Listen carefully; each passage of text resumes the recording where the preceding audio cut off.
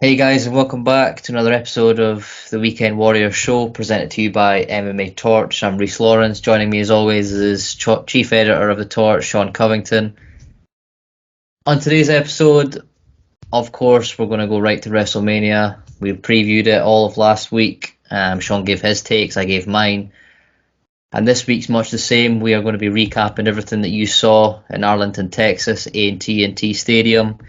What a night, what 2 nights it was. Perhaps the Sunday evening being the mecca of it all, with Roman Reigns defeating Brock Lesnar.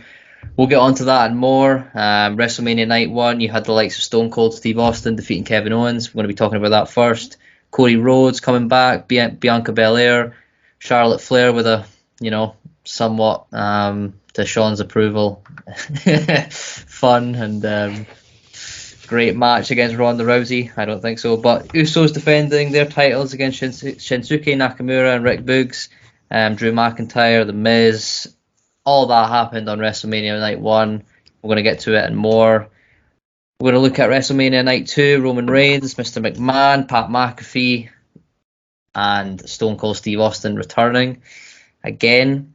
Johnny Knoxville, Edge, Sasha Banks, Sheamus, RK Bro, and finally, we're going to just sort of recap it all with Sean's takes on the night, both nights, what he thought was sort of a standout from WrestleMania 38.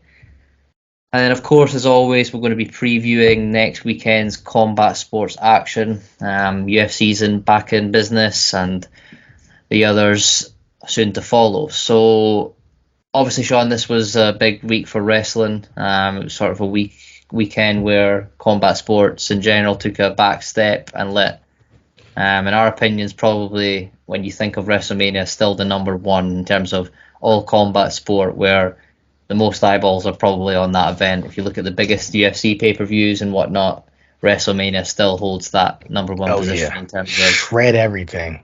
Yeah, like you can't. They're not. Yeah. There's not a 70.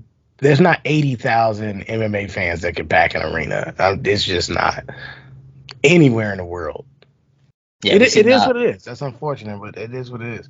Yeah, I mean, we've seen that, didn't we? Where Adesanya went to with Robert Whittaker, and it was like a record-breaking night. But how many empty seats there were there? Okay, yeah, of course it was in Australia, but you did see that if you went to WWE, went to Australia, they would sell out 80,000 because they are that global for a WrestleMania anyway. But we'll go on to night 1 first. No particular order we have to do this in. Just give me what you thought. I mean, we could start with Stone Cold, but just go. I'm gonna go in order simply because I got my writings up in front of me. Cool. Everybody go to according to sources dot online. I think that's it. If not, well, according to sources dot WordPress, one of them. We'll get those websites to you.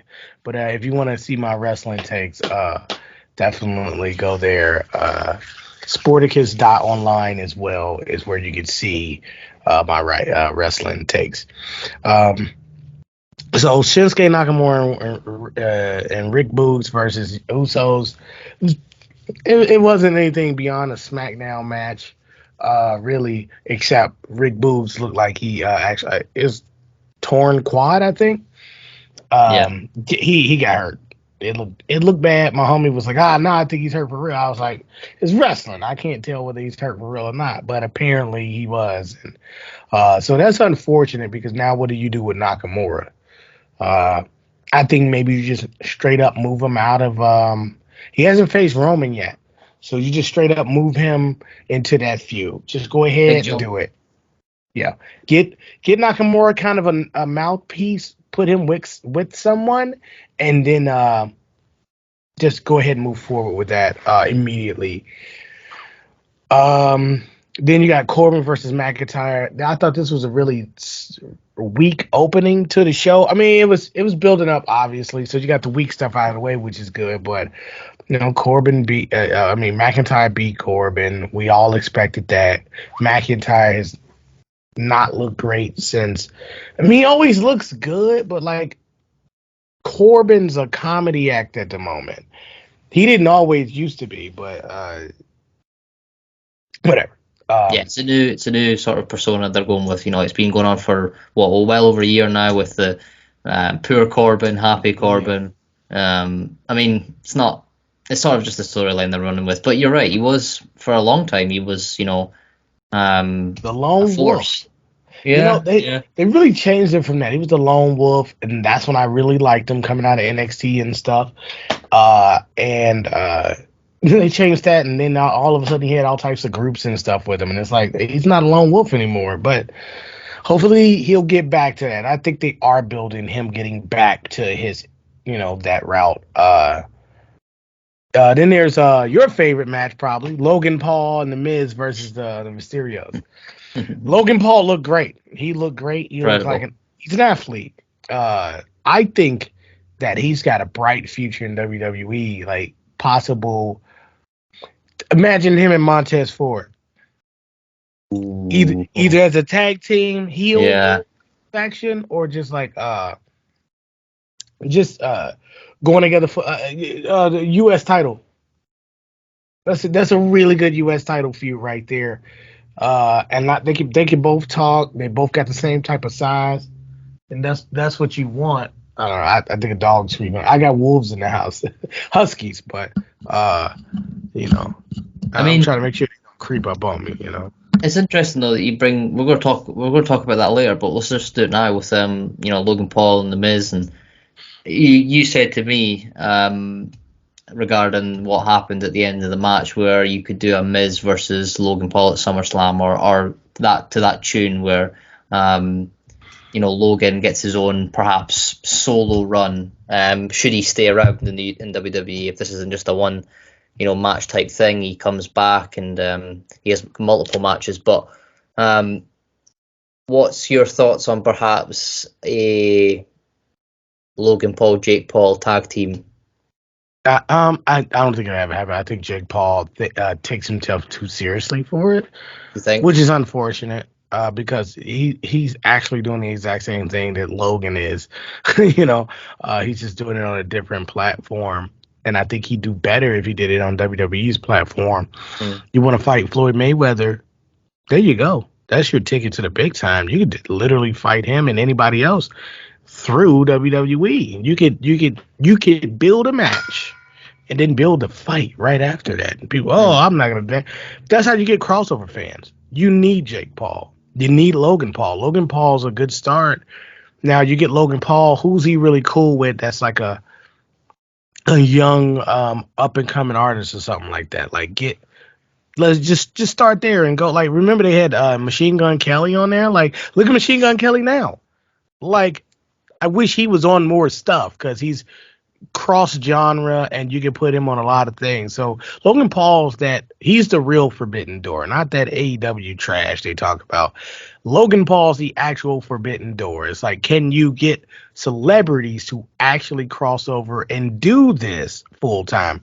Ronda Rousey, sure, like she counts because she's done movies, so she actually counts as a celebrity, not just a combat sports athlete. But yeah, I think that it's far-fetched to think that the Paul brothers would be a tag team, but not so far-fetched that we're bringing it up.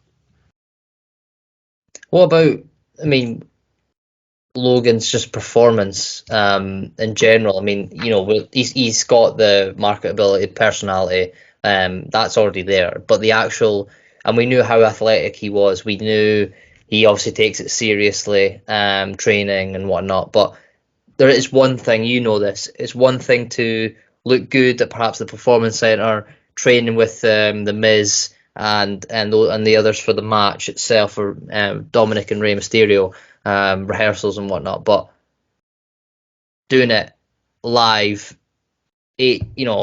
packed out arena, biggest night in the calendar for WWE, and he performs like that. Like, were you sort of expecting him to do that, or were you actually kind of surprised at his ability? No, I was fully expecting him to be great. Him and Pat McAfee, and that would be a great match too. Like, Logan Paul actually has some dream matchups already. Him and Montez Ford, for a title. Yeah, like that. Logan Paul's a guy. He's a star already. He fought Floyd Mayweather. Like, you can say what you want about it, but the guy is a star already. So you can literally put the belt on him. I'll ask you this: Logan Paul is WWE champion, or David Arquette is WCW champion. You see what I mean? Yeah. Like, when I put it in those terms, in that perspective, now it's like, oh yeah, totally.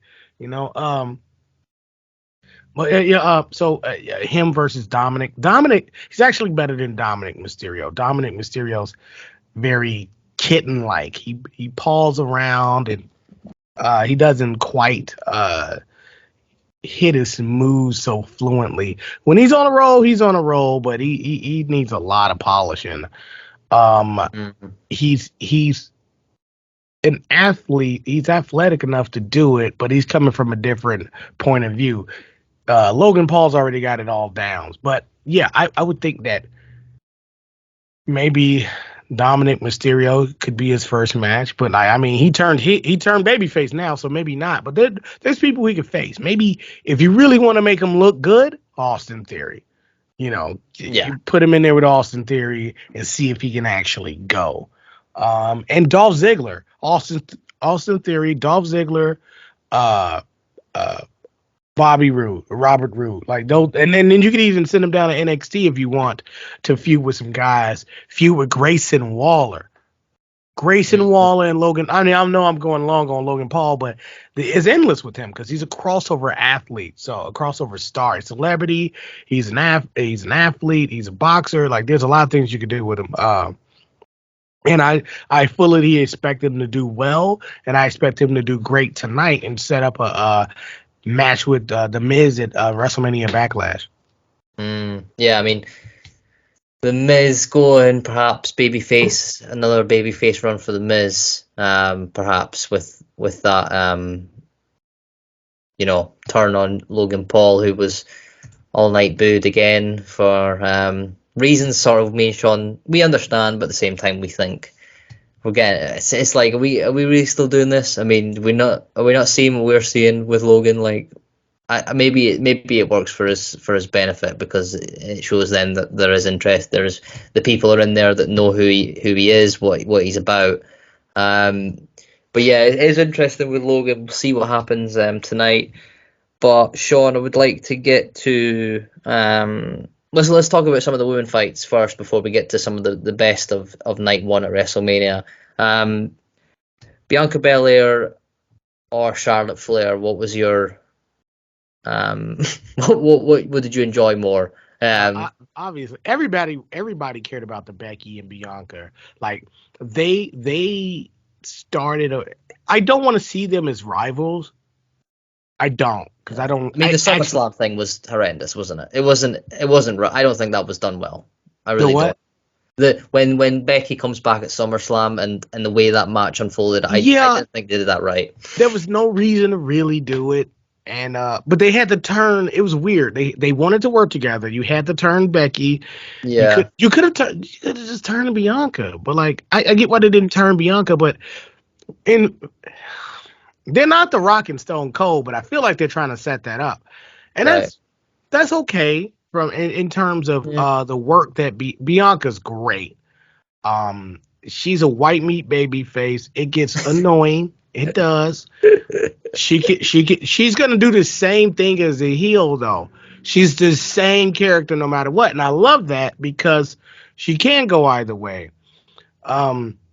I don't want to see them on opposite ends like that. I really don't, because I don't want to cheer against. I don't want to root against either one of them. But I like Becky more because she paved the way. She was the one she wasn't supposed to be in that spot. It was always supposed to be Charlotte Flair, and she yanked it from her because Charlotte isn't as good as her. And Bianca Belair got her belt back. They did the match properly. They did the feud properly. They built it. They paid it off very well. Long storytelling. They did that right. And everybody was invested. My wife was invested. Becky Lynch and Bianca are two people that especially Bianca. Like that's there are people that my wife likes to actually see. She gets the story in them and the story She they're connects telling. with it. Yeah, and they don't talk like normal wrestlers. She's a big fan of Kevin Owens, huge fan because he's Who just ain't? talking. He's the only him and Seth Rollins are the only two people engaging enough to her to make her listen and pay attention. She won't stop what she's doing, but she can hear that in the background. Yeah. Um, Go ahead. That's a massive point as well, where we're not all invested in the same amount of I wouldn't say effort, but just our our attention to the details within the storylines of characters in WWE aren't as strong within some others. We like I like that same as your wife, Sean, where you want someone to just grab you by what they talk about, and I don't think sometimes that correlates well with some of the superstars. Whereas a Kevin Owens, you'll stop what you're doing to watch a 3 minute clip on Twitter that WWE's posted about a feud that himself and whoever is having on Raw on one. It's just like you won't do that for certain people. You'll only do it for the likes of like you said, Seth Rollins, another one. Just I mean we're going to talk about Charlotte and Ronda, but it's something to be said about the guys like Seth, isn't it? Where he's put Cody Rhodes over, really. Oh yeah, He's given him his shine. He's given him his moment. He didn't need Seth to do is that. Seth is a lot like Triple H in the fact that well, he knows who to put over, when to put him over. A lot of people was like, "Oh, Triple H didn't put a lot of guys over." Like, well, he put over the Rock and Stone Cold and the Undertaker. What are you talking about? Like, he put over the guys that were there was nobody bigger than like Triple H gets a lot of credit, a ton, but he never truly gets the credit he deserves because when The Rock left to go do Hollywood stuff and Stone Cold was injured and they needed a third guy to step up, he was that guy, always that guy. And Mm. he carried it very well. He carried it like, nah, I'm the top guy. They were just here just because. Like he always made me believe that he was equal to the Rock and Stone Cold. We know a little bit better than that in terms of he wasn't. But how can we don't have any receipts to prove he wasn't. I mean, back when him and The Rock were having ladder matches for the IC title, I mean, come on. Mm. DX and the Nation of Domination and stuff like that. Like, so they're attached at the hip. So is him and Stone Cold too. He's not a third wheel. He's the third man. If we being real, that was like the New World Order of the Attitude Era. Undertaker was his own entity and he didn't start there. But yes, he wasn't like champ for a long time. The Undertaker didn't need the belt in the Attitude Era. He was an adversary that everybody had to go up with. The corporate ministry. There's the corporation, then there's the Ministry of Darkness, then there's the corporate ministry, which everybody had to go against. So it has such a beautiful storyline. That's all we want, is all this stuff to make sense. I know I'm going a little long here, but Seth is that guy. And when you look at the feuds he's been in, he's exactly like Triple H in that regard. He was the third man in the Brock Lesnar Roman Reigns thing. He took it from both of them. The only man to beat them both at WrestleMania. Crazy. He beat Brock twice at WrestleMania, man. Crazy. Right. He has a winning record against Brock Lesnar and Roman Reigns. He's the only guy when they face him. Now, they just had a title unification. When they face him, they are more likely to lose. That is crazy. So when you talk about Seth Rollins, yes, he's definitely the Triple H of his era, as in you put the belt on him, you not losing nothing, you getting money still. He may not be Roman, he may not be Brock, but he's definitely that third guy that's going to fill that blank. When it comes to Becky, and you could tell they're one and the same. The way, not just the way they cut their promos, but the way they carry themselves. Seth and Becky have been two of the best wrestlers for a good 5 years right now. Easily. They've been in the top 5 for 5 years, probably longer. Becky and Seth and Asuka are in the top 5. I mean, Seth's got an argument for being number 1. Oh yeah. And it's weird. It's wrestling, so it's interchangeable. Asuka had probably been number 1 for a while. You could say Okada. I don't put Kenny up there because just like it's not that Kenny Omega doesn't deserve it, but like Okada pretty much carried him.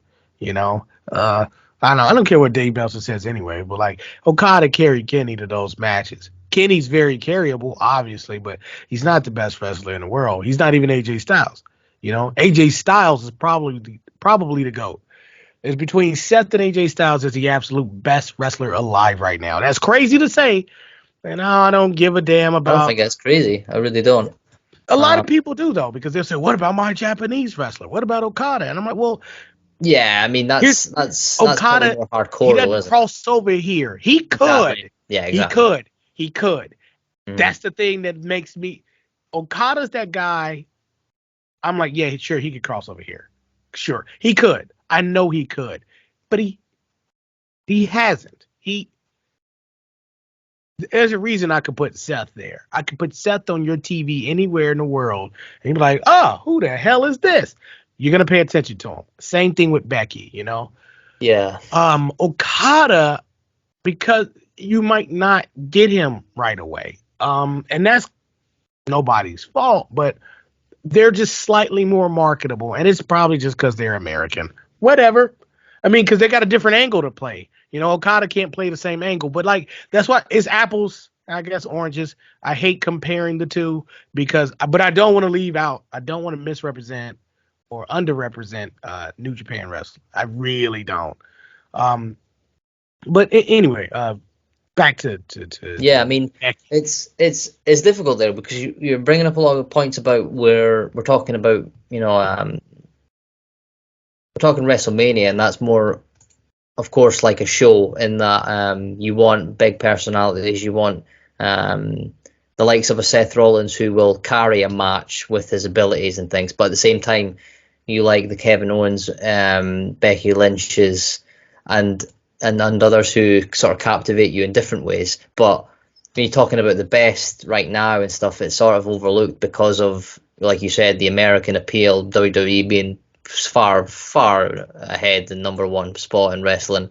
But you've got the likes of who you said and Okada, but no one, unless you're a hardcore, that name doesn't ring true, and it's sad. Now I I get it. It is what it is, because Okada and Shinsuke Nakamura were huge in Japan. They're huge in Japan. It is what it is there. Yeah. And if you look at Hulk Hogan, obviously huge in the States, huge worldwide. If we talk about like just internationally too. But if you go to Mexico and you talk about El Santo, then he's the biggest. He was on a Michael Jordan level in Mexico, or more of a Michael Jackson level. Dang. In Mexico, because there's levels to this. Like more like you see him, you passing out in arenas, like that sort of thing. So it's levels to it, especially when you're in different places around the world. So it gets hard to compare it, but it's always worth mentioning, like a Asuka or a Okada, and just to make sure people understand that there's an international appeal to people as well. And I know people want Kenny Omega to have that, but he doesn't. And I tell you why. The guy isn't drawing money on his own program. He's not even getting big ratings. AJ Styles instantly, when he got the belt, picked up ratings, and we talking about it in the millions, so you can tell the difference. So yeah, it is what it is. But to be fair, I didn't despise Kenny's title run. I thought it made sense. But I thought it was more of not a world title, like a TV run. He seemed like a cheap imitation of a champion. And whatever. You guys want to cosplay wrestling, that's cool. But what I was saying about Becky is my wife doesn't like her accent at all. Like, she is too thick. She just don't like her voice. It happens. I get it. Like Americans are too nasally. Oh my god, and shit like that. So I get Yeah. it. But she listens to what Becky has to say because Becky be dropping some fire promos, and she'll be Yeah. like, "Wow." She's heard Becky bury the division and understood it. She was like, she's right. And like, well, when Becky was going up against Liv Morgan not too long ago, she was like, well, yeah, why would I want Liv Morgan to win? Becky's clearly better, always has been, and continues to tell you that she is, and you can't prove her wrong. You know, Bianca, on the other hand, since my wife actually saw her wrestle live, can tell you for a fact that yes, Bianca Belair has the athleticism and the skill to actually be better than and dethrone Becky Lynch. And she doesn't talk like all the other wrestlers. So she doesn't look like or talk like any of the wrestlers. So Bianca Belair sells it, and that says everything. Like my wife was able to follow that match like nothing, like it was easy. Like she doesn't watch wrestling. It's on, but she doesn't watch it. So Yeah, I mean, as well, we're talking here about Becky and Bianca, but you can't say the same about Ronda in terms of what you just said about Becky, where looks different, talks different, acts different, makes you interested. Ronda goes you can off say that about reputation. her, but she doesn't make you Yeah, interested. but Yeah. do you not think? The first but do two you know? things, it's weird. You're interested in another way, like, how bad are you really? It's not just Ronda, it's who she's with, man. We Do you didn't not? say this when she was going up against Becky. We all want to see her versus Becky. But And another thing though, do you not think it's more now the case for the WWE that they're just going on her reputation that sells fights and that sells her being in these big matches where it's she, like you said, been in movies, global star, took the UFC to a new level with women's, especially for women in combat sports. Are they going off more just her name, her brand to put her in yeah, these fights rather than yeah, actually her ability? and yeah, they are. She's good. Her ability, like you could tell, she's really good. It's just that it took Triple H, Kurt Angle, and Stephanie McMahon to get it out of her, right? Like at WrestleMania. She looked amazing there. And we was like, wow, she actually has a future in this. But look who she was. She was wrestling the greatest. Like two people that are clearly like in the top 25 ever. Kurt Angle and Triple H. People might be like, "Oh, I don't know about Triple H." Shut up, dude. Oh, for sure. Like, name somebody more. Name a bunch of more iconic people. I'm like, we're talking about icons.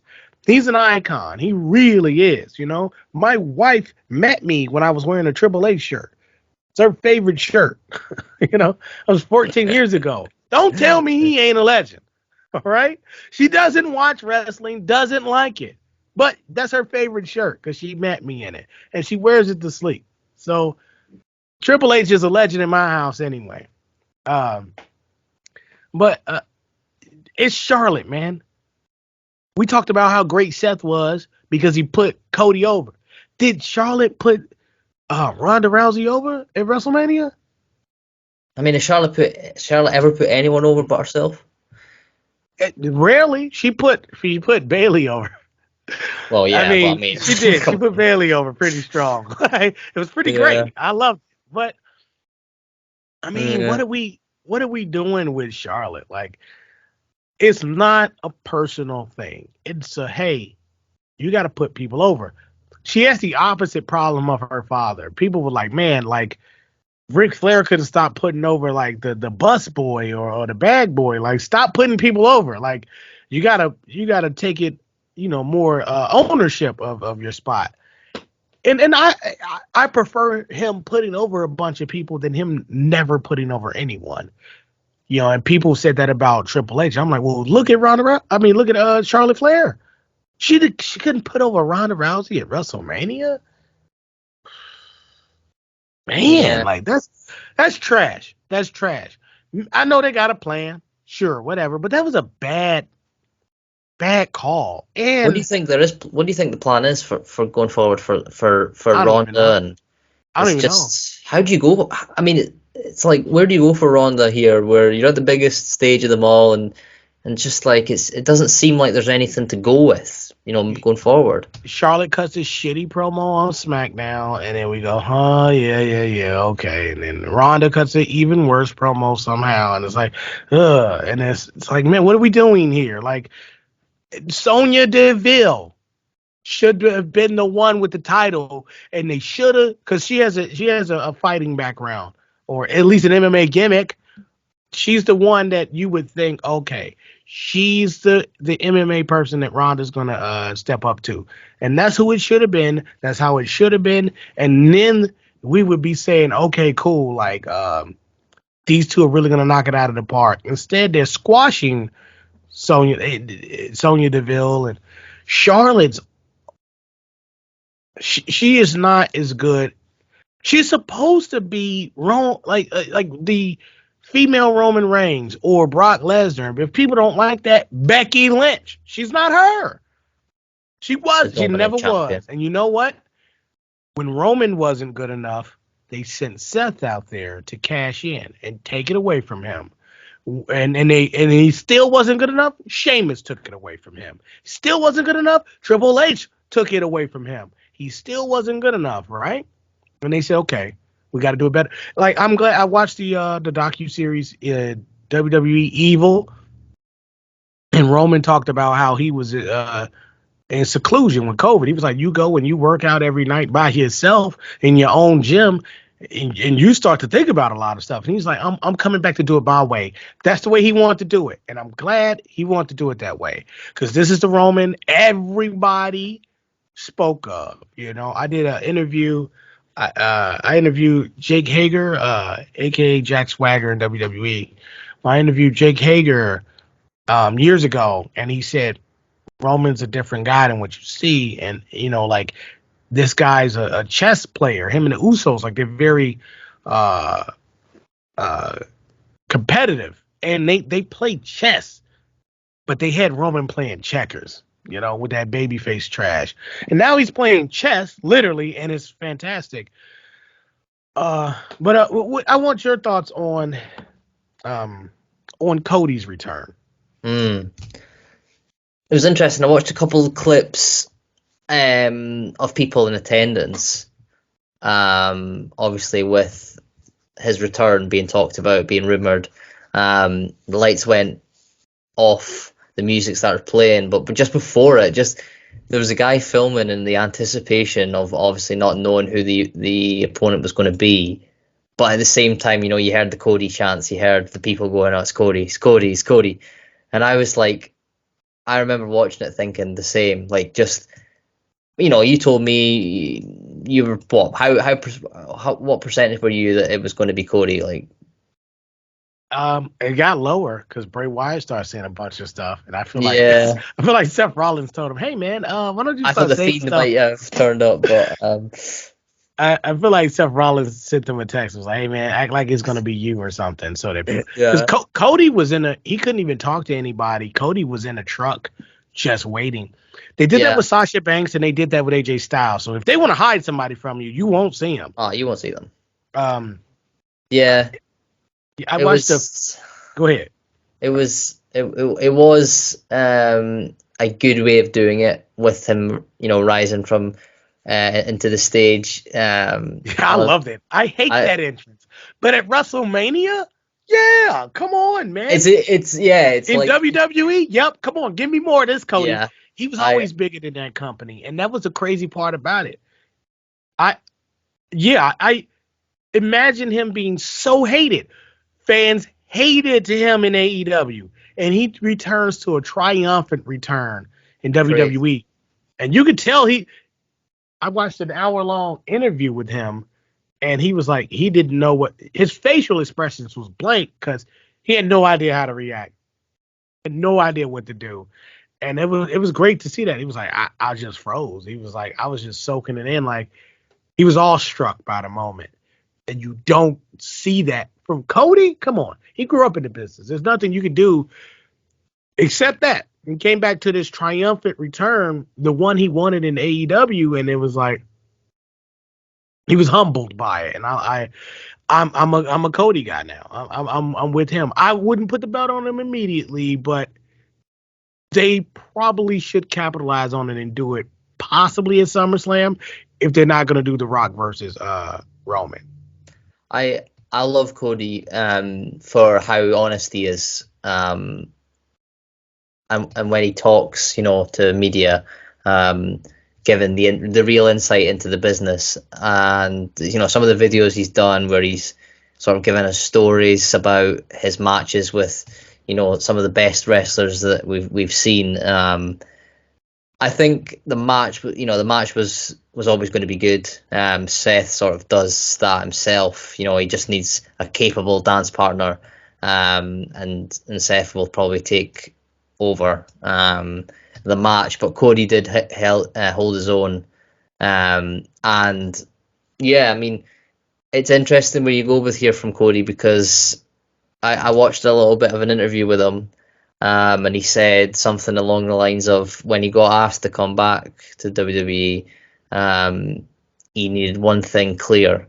He didn't want any stardust around him, and all he needed was that promise, a shake of the hand, and he was back. And I think with Cody, it's like he's too good now to be, on the mic. His character, his personality shines through, I think, far more than what it once did when he was, a young guy with DiBiase and things, and working with Randy Orton, and you're talking about a third generation superstar where he's like, come on now, like we could do something with Cody, and they never did. And I think now, the time away from WWE, AEW and whatnot, he's now back.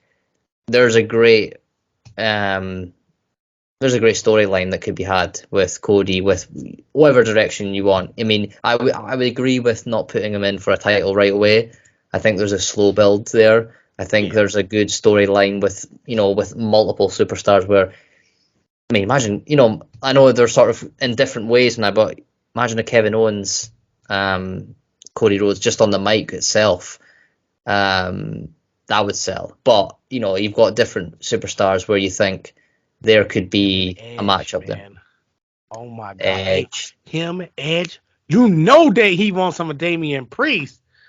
Woo-wee! I can't wait, because he called Damian Priest out for doing his move, and Damian Priest no longer does it, which I'm so glad. I was like, he's a big guy, give him the Razor's Edge. He already does it anyway. Make that his finisher, and now that's his finisher. So it's amazing.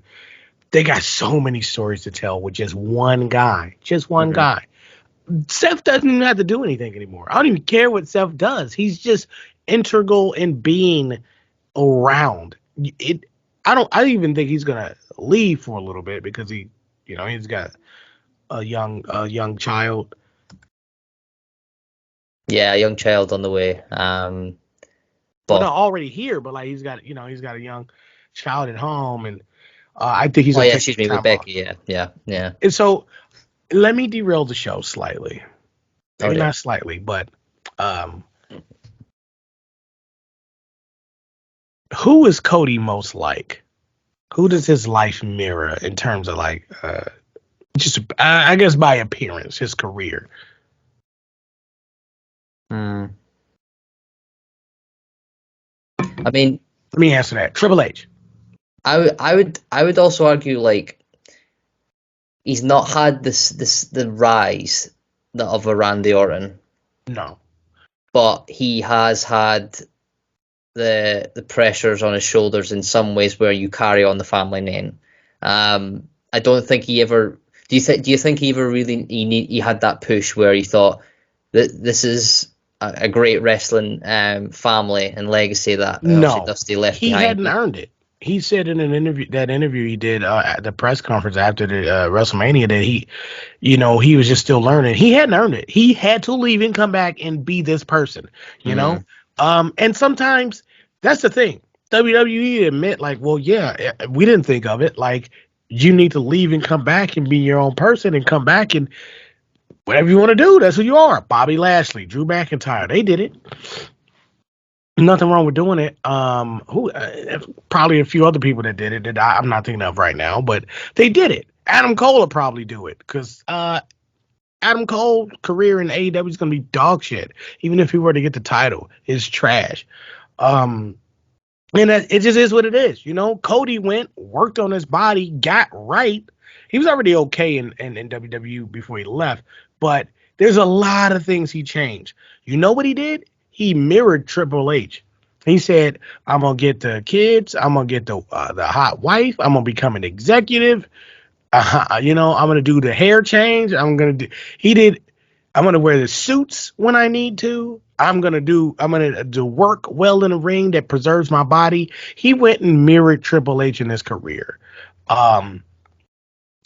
That's and it's not a slap in the face. It's not a dig, but that's also why his executive stuff failed too, because he went in there mimicking Triple H, not knowing how much he was going to get blamed for stuff. He didn't understand the other side of it, and whether he said Triple H is his favorite wrestler. Don't care if he is or not. He is, whether he liked it or not, because it doesn't matter if it's a work and people are like, "Oh, he's working us." Nah, it's not a work. It's a shoot, because Triple H is his favorite wrestler, whether he likes it or not. Because if he hates him, he's still emulating them, because he's either taking a dig at him or trying to bury him some kind of way, or he's just mimicking him. It's a Kobe and Michael Jordan thing, and I actually think I didn't get that until the press conference at after WrestleMania. But here's the derailing part: Triple H retired. He's done. That's it. He can't go anymore. Who's a guy that's young enough, knows the business enough, studied Triple H enough, mimicked him enough to take over stuff for you? Cody Rhodes. And here's the crazy part. Here's how I know they marked him and he didn't even know it.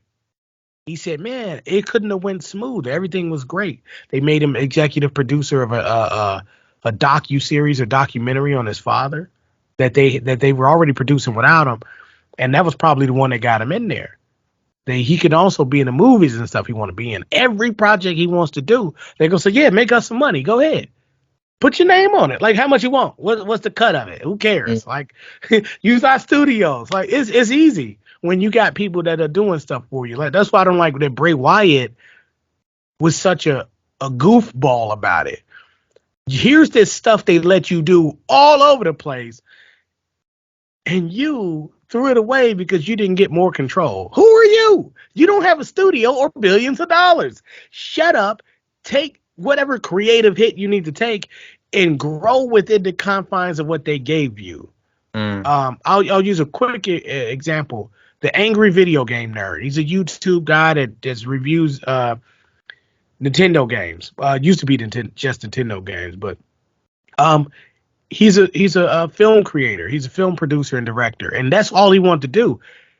He got into doing that by making those videos. He never wanted to do the videos and be this angry video game nerd character, but that's how he fulfilled his dreams of being a director and a producer and make movies and stuff like that on his own. He never put that together until later, and then he got it. But here's my point. Cody doesn't want to be an executive. He said, "That sucks. I don't want nobody to blame me." Guess what? Nobody's going to blame him if he's an executive in WWE, because they got Nick Khan to blame or Vince McMahon until he leaves.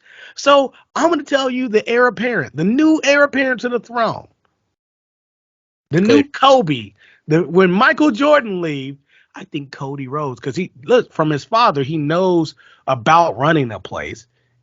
He wants that ability, but he doesn't want the BS that comes with it. So what better than some mega corporation to say, "Hey, bro, we big time over here. You want to blame this on?" They threw Mickey James stuff in a garbage bag, and people blame Vince McMahon and Nick Khan, right? And, Triple H shouldn't have let that happen. But, like, who really blamed? Like, did that go anywhere? It didn't go anywhere. They said, "Hey, come back at the Royal Rumble and we'll let you bring your belt too." Done. Okay. Do you think Cody won't do that? Obviously he will. They marked him because he doesn't want to be an executive. He voiced it, and that's exactly what he's going to end up doing. I've heard plenty of coaches say, "I don't want to coach." Yeah, that's what makes you a great coach, because you don't want to do it. You're just great at it. So he's going to be the man to take over for either NXT or WWE. He's going to take a major role Do you think? backstage, major. I mean, I probably, yeah. I mean, with Cody, it's like you can see the progression of, he's faced the adversity of leaving the company, coming back, going out and doing his own thing, getting more experience. And you're right, he's a student of the game. He was born in the business. He's grown up in the business. You could see the like. I really could actually see it. Where Coachable. yeah, Highly he's one of those coachable. guys. And listen, we'll see where it goes. But Cody Rhodes going to have a long future in pro wrestling.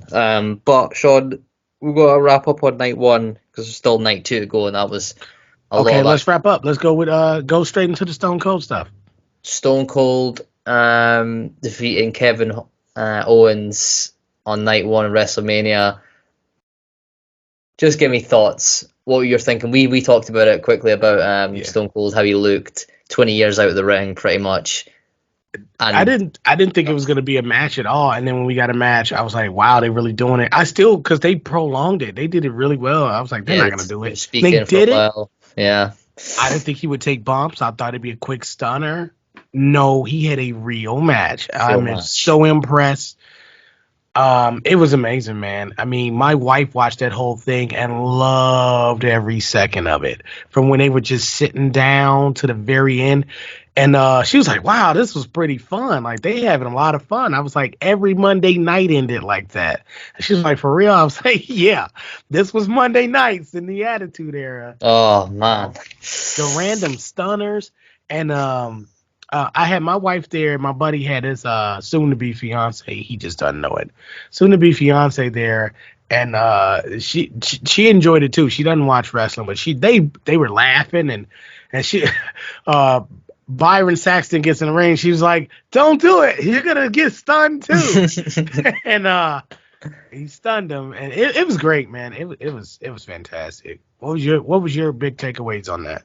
Yeah, just I was obviously looking forward to, and I thought at the start where it was just going to be those two in the ring, mics, back and forth, and the ability.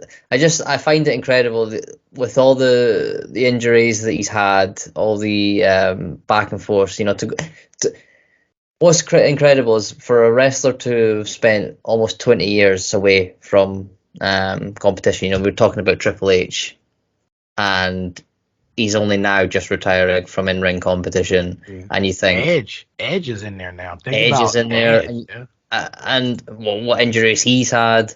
And you think it could look a bit like it did on night two when he stunned Vince McMahon. I mean, that was great. But I love that stunner, man. People, it's so bad. I was like, that's what made it so good. It made it good. Vince was stumbling, didn't want it. It's like, no, you're gonna get it. He's like, yeah, he didn't give up on it. And credit to him, he didn't give up on the stun. But no, there was a lot of highlights, I think, on night one. I think it was just a good taster. I think that's what their sort of plan is where, yes, we know night two main event is sort of, it's the main event, but we like to give shine to get two main events going. A lot of it was good. I was actually impressed at how it felt. I've seen some comments. It felt like, the Stone Cold match in particular, but it felt like a feeling I had, and not for a long time, at a WrestleMania, really, where, I remember watching WrestleMania 30 and I thought this is the best thing I've ever seen. I was 15-year-old kid and I thought this was the best thing I've ever seen. And then you see, some of the Mania since, and I don't think it's really hit that level for a while. And I think last night's and the night before this weekend, it really it hit a level where I haven't seen for a while, if I'm honest. And I don't know if we still need legends like Stone Cold to have in-ring performances where we so the crossover back to like the Attitude Era and stuff. I just think the company is just trying to look for new ways. And this 2-night thing, I wasn't a fan of it. I spoke to you about it. You really enjoy it.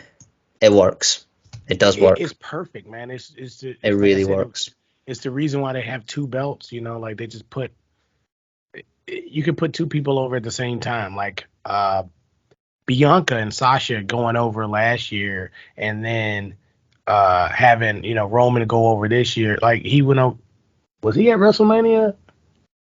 Who was the main event? Well, Roman had to pull out. Well, Oh COVID yeah, concern, wasn't it? no, he had Edge and Daniel Bryan. That's who he pinned last year. I picked both of them. Yeah. Yeah, and that's cool. Like you were able to have both moments, and it made a lot of sense to do it. And the thing that kicked it off was AJ Styles and The Undertaker. And then you had Drew McIntyre defeating Brock Lesnar, which that's the guy that they're groomed perfectly to go up against Roman and take it from him. They have to do a lot of work in making him serious, though. They need to polish Drew up. He needs to go away for quite a while too. Like he needs to kind of reinvent himself a bit because he's been overexposed. And I hate to use that term, but that's what it is. But yeah, I enjoyed night one so much. That stinker of a match between Charlotte and Ronda was all Charlotte's fault. Ronda's green. You're supposed to be good enough to carry her. And Ronda looked good in it. She looks like a badass because she is. Yeah. She sells well. She does her part very well. Who told Charlotte to miss those moonsaults? You see what I mean? Seth's not missing that moonsault. He's not missing that against Cody. That's why he's so good. He's selling those elbows real nice. Man, I was hoping Cody stole the pedigree too. Man, I was hoping he pedigreed him, and that was his new finisher. I would have been like, well, you know what? Put the belt on him now. Put the belt on. I was waiting. If he had done that, I would be screaming for them to put the belt on him at SummerSlam. Seriously. But nah. That was the highlight was Stone Cold and Cody Rhodes in night one. Easily, yeah. Stone Cold drove Kevin Owens up the ramp in an ATV. In a 4-wheeler, man. That was amazing. What a shot that was. What an iconic shot that was. Man, when he smacked himself in the head with that chair, everybody knew it was over. It was beautiful, man. That was something else. I can't believe he delivered that well because it is not promised to you.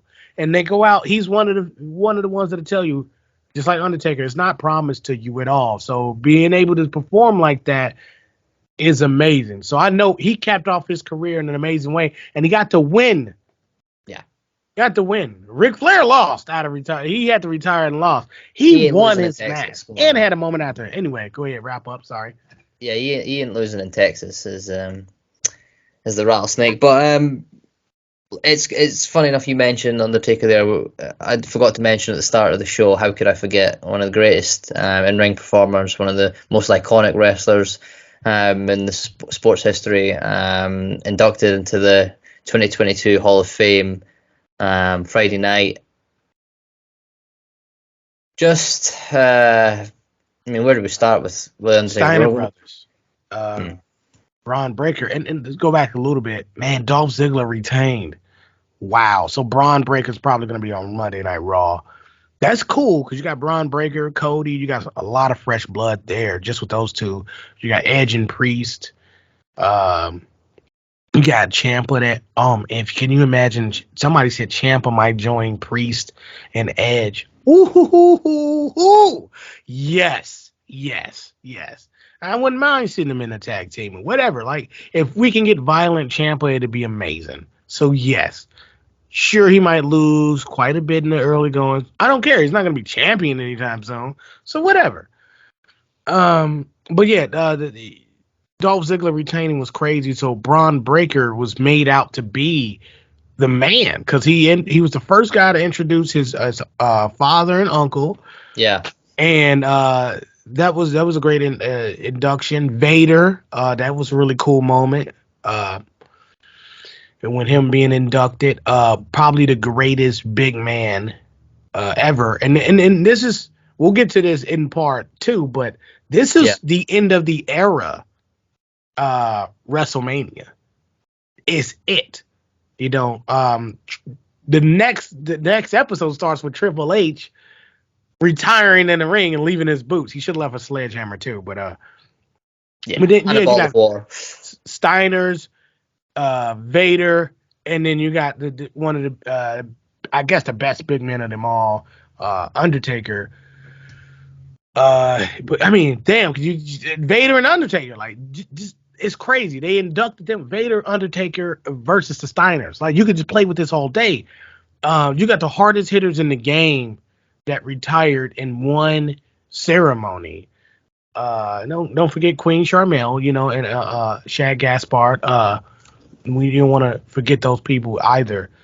I think I think it was just a amazing ceremony. It was cool. Vince broke his one rule about never being seen. But yeah, the ceremony was great. I love Undertaker's TED Talk. It was pretty cool too. So, it started great after SmackDown, and it rolled into a really really cool weekend. Yeah, I was just quickly having some camera issues. I don't know why, but it was always going to be special, wasn't it? About the Undertaker Hall of Fame. Like you said, the inductees there, sort of getting overshadowed because of this is one of, this is like a Rock, Stone Cold, John Cena, Ric Flair, Hulk Hogan. This is like, Triple H, Shawn Michaels. When they are something to be inducted into the Hall of Fame, it crosses over into just sport in general, news, because this is everyone grew up watching the Undertaker. Yeah. And seeing everyone on stage, and him in the ring with the iconic outfits behind him, that was so cool. Yeah. And, his suit, just the way, now he doesn't have to. I mean, he hasn't for a little while now, with the Last Ride and documentary and things coming out. He doesn't have to have that persona anymore for the kids and the people that have grown up watching him. But hearing him speak so openly, hearing him talk about who's been there on his journey, who's helped him on his way, but it was an incredible moment. What would you say? We're not going to talk about who's the greatest and whatnot, and where does he rank and all that, but just, would you say he's perhaps been one of the most influential, not just wrestlers and his style and things, but and his reputation, like at the likes of WrestleMania, where his record was so good, and how much he was feared by other superstars at times and things. But would you say perhaps one of, if not the most influential wrestlers and a true crossover star and athlete for wrestling? I would say he's definitely the most influential, and for this reason alone, his character spawned another character simply on his own lore, Kane, which is another great big man, So also, if we're being real about it, not just that, the acolytes, the APA, everything he did, the Brood, man. Edge is back to Brood. Edge, it's like just that evil stuff, just that, quote unquote evil, but like his character had so much to do with other people's characters. Like I said, being the guy, being the big bad boss. I watched the last episode, like old school episode of Raw I watched. It was the Undertaker about to do some really foul shit to somebody. I don't know what it was, but The Rock and Stone Cold had to come out, and they had to fight the entire Ministry of Darkness. And by the end of it, they were getting their ass whooped on stage. Like, it was just Undertaker just wailing on them. Like, it was chaos. The Rock and Stone Cold had to go against him to stop him. This was nuts, man. I don't know what Triple H was, but like, my point is, he didn't need the belt to be the big bad of the story. No. It was just him, and you couldn't stop him. And when him and Kane got together, it was like, oh God, like, how are we gonna do this? How are we gonna stop him? And you couldn't. Like, no combination of people could really stop what the Undertaker was doing, unless it was the top guys. It had to be The Rock and Stone Cold. And then they got beat. I watched them lose a fight.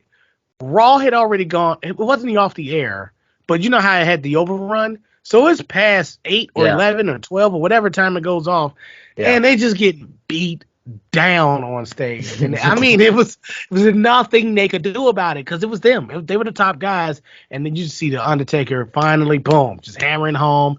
I think he choke slammed both of them off the stage at 2 different times, and that was it. That's how it went off. The Undertaker dominating them. Like, I mean, yes, he had like 15 people fighting with him, but that's crazy. I mean, as a Chicagoan, I love gang mentality in terms of that's what I grew up with. So like I'm used to people getting ganged up on, seen it my whole life. So to see it but not have the actual real life ramifications of what that actually does, to see that in wrestling is really cool. You know, because I just saw people get beat up and it was like, oh man, they really gonna do this? And they did it. But it was cool because it was just The Rock and Stone Cold, and The Undertaker still has a hold on people. You know, he still does. Everybody wants to see him come out. So the most influential wrestler of all time, absolutely.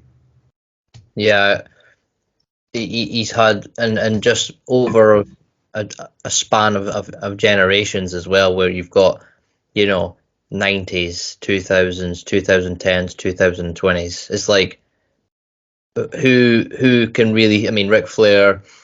You know, there are some where their time and spent in the industry has sort of crossed that just unbelievable amount of experience and sort of just level and consistent level. It's not like it was a guy, you know, John Cena said, I'm not the Undertaker, I'm not a battered veteran at the end of my career with a battered hip or whatnot. But even at that point where he was coming to the end and he was trying to get that fight with John Cena for a WrestleMania, and yes, it was becoming, you know, a WrestleMania appearance every year. There was no real sign of him to be able to even just compete at that level still. What he's meant to the company, what he's meant to Vince McMahon and whatnot. He's seen it with the reactions that we're getting. I thought it was a good tribute to pay some homage to Triple H and what he's done in the more business side of his career, you know, latter career. Yeah, incredible. There's others that have influenced wrestling, but perhaps not more than the Undertaker. So let's move on, because there were night 2 delivered as well.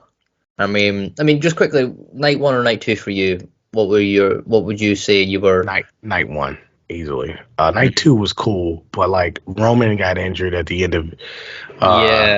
So that kind of cut that match. Now, so just you know, but because of that, it has to be night 1.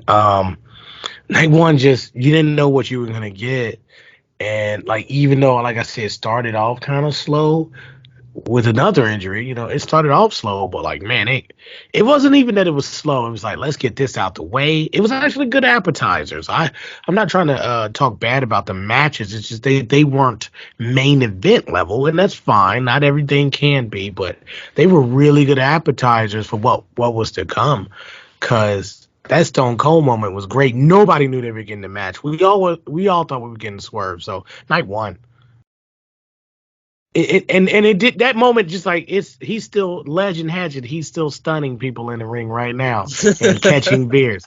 How many beers did he catch? I was like, man, they got a whole freezer full, bro. It was like, what are you doing? By this point, he's just like a controlled alcoholic. It's just like the amount of beer that he's had to consume is just unbelievable, and the amount I still can't go over how many he can catch. Just like, I know he goes through it all the time, but just how he can do it. But yeah, we'll start with Roman Brock, because obviously. So you gonna split the video here?